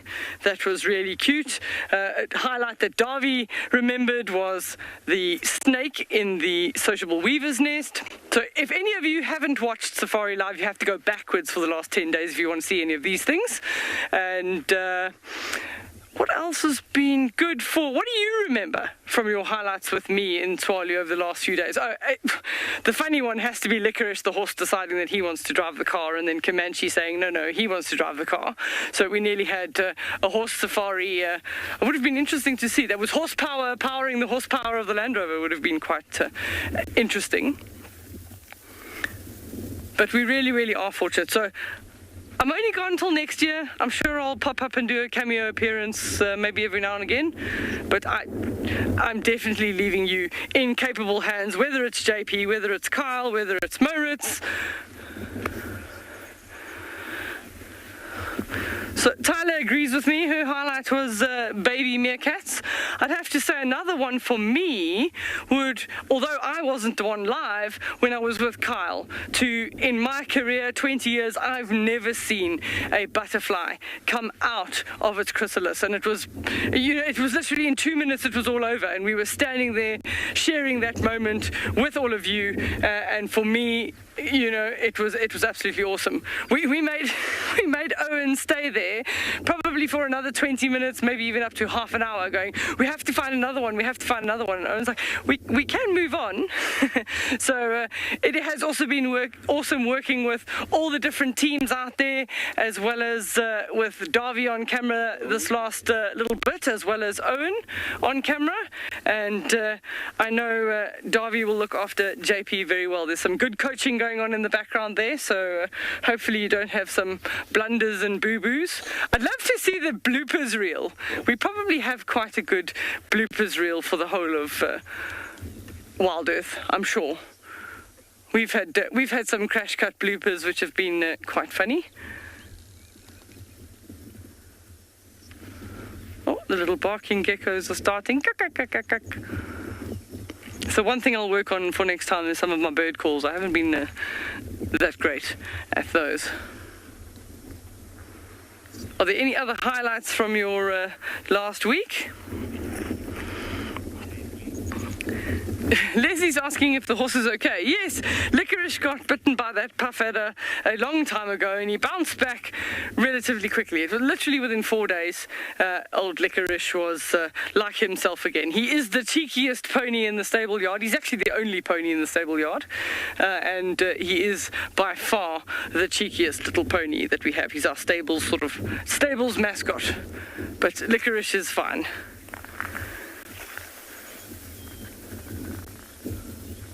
So it's one of the really, really nice things you can do in the Kalahari here is go on a horse ride. And some of you will even remember Rusty Steele that used to be on at Djuma.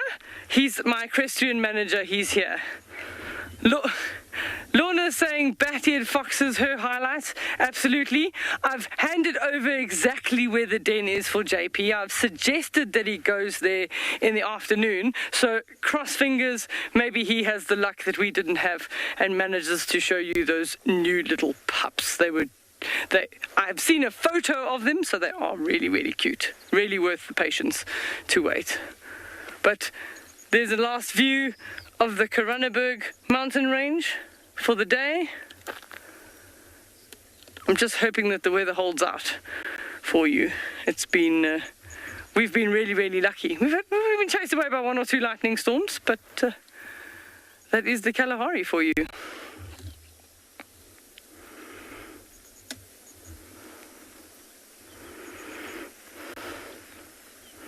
So they tell me 30 seconds, 30.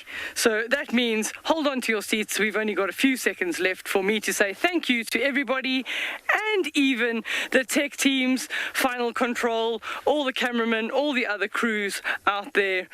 You're doing an amazing job, and we hope to see you soon, and definitely tomorrow, Central African time, 5:30. Don't forget, be there.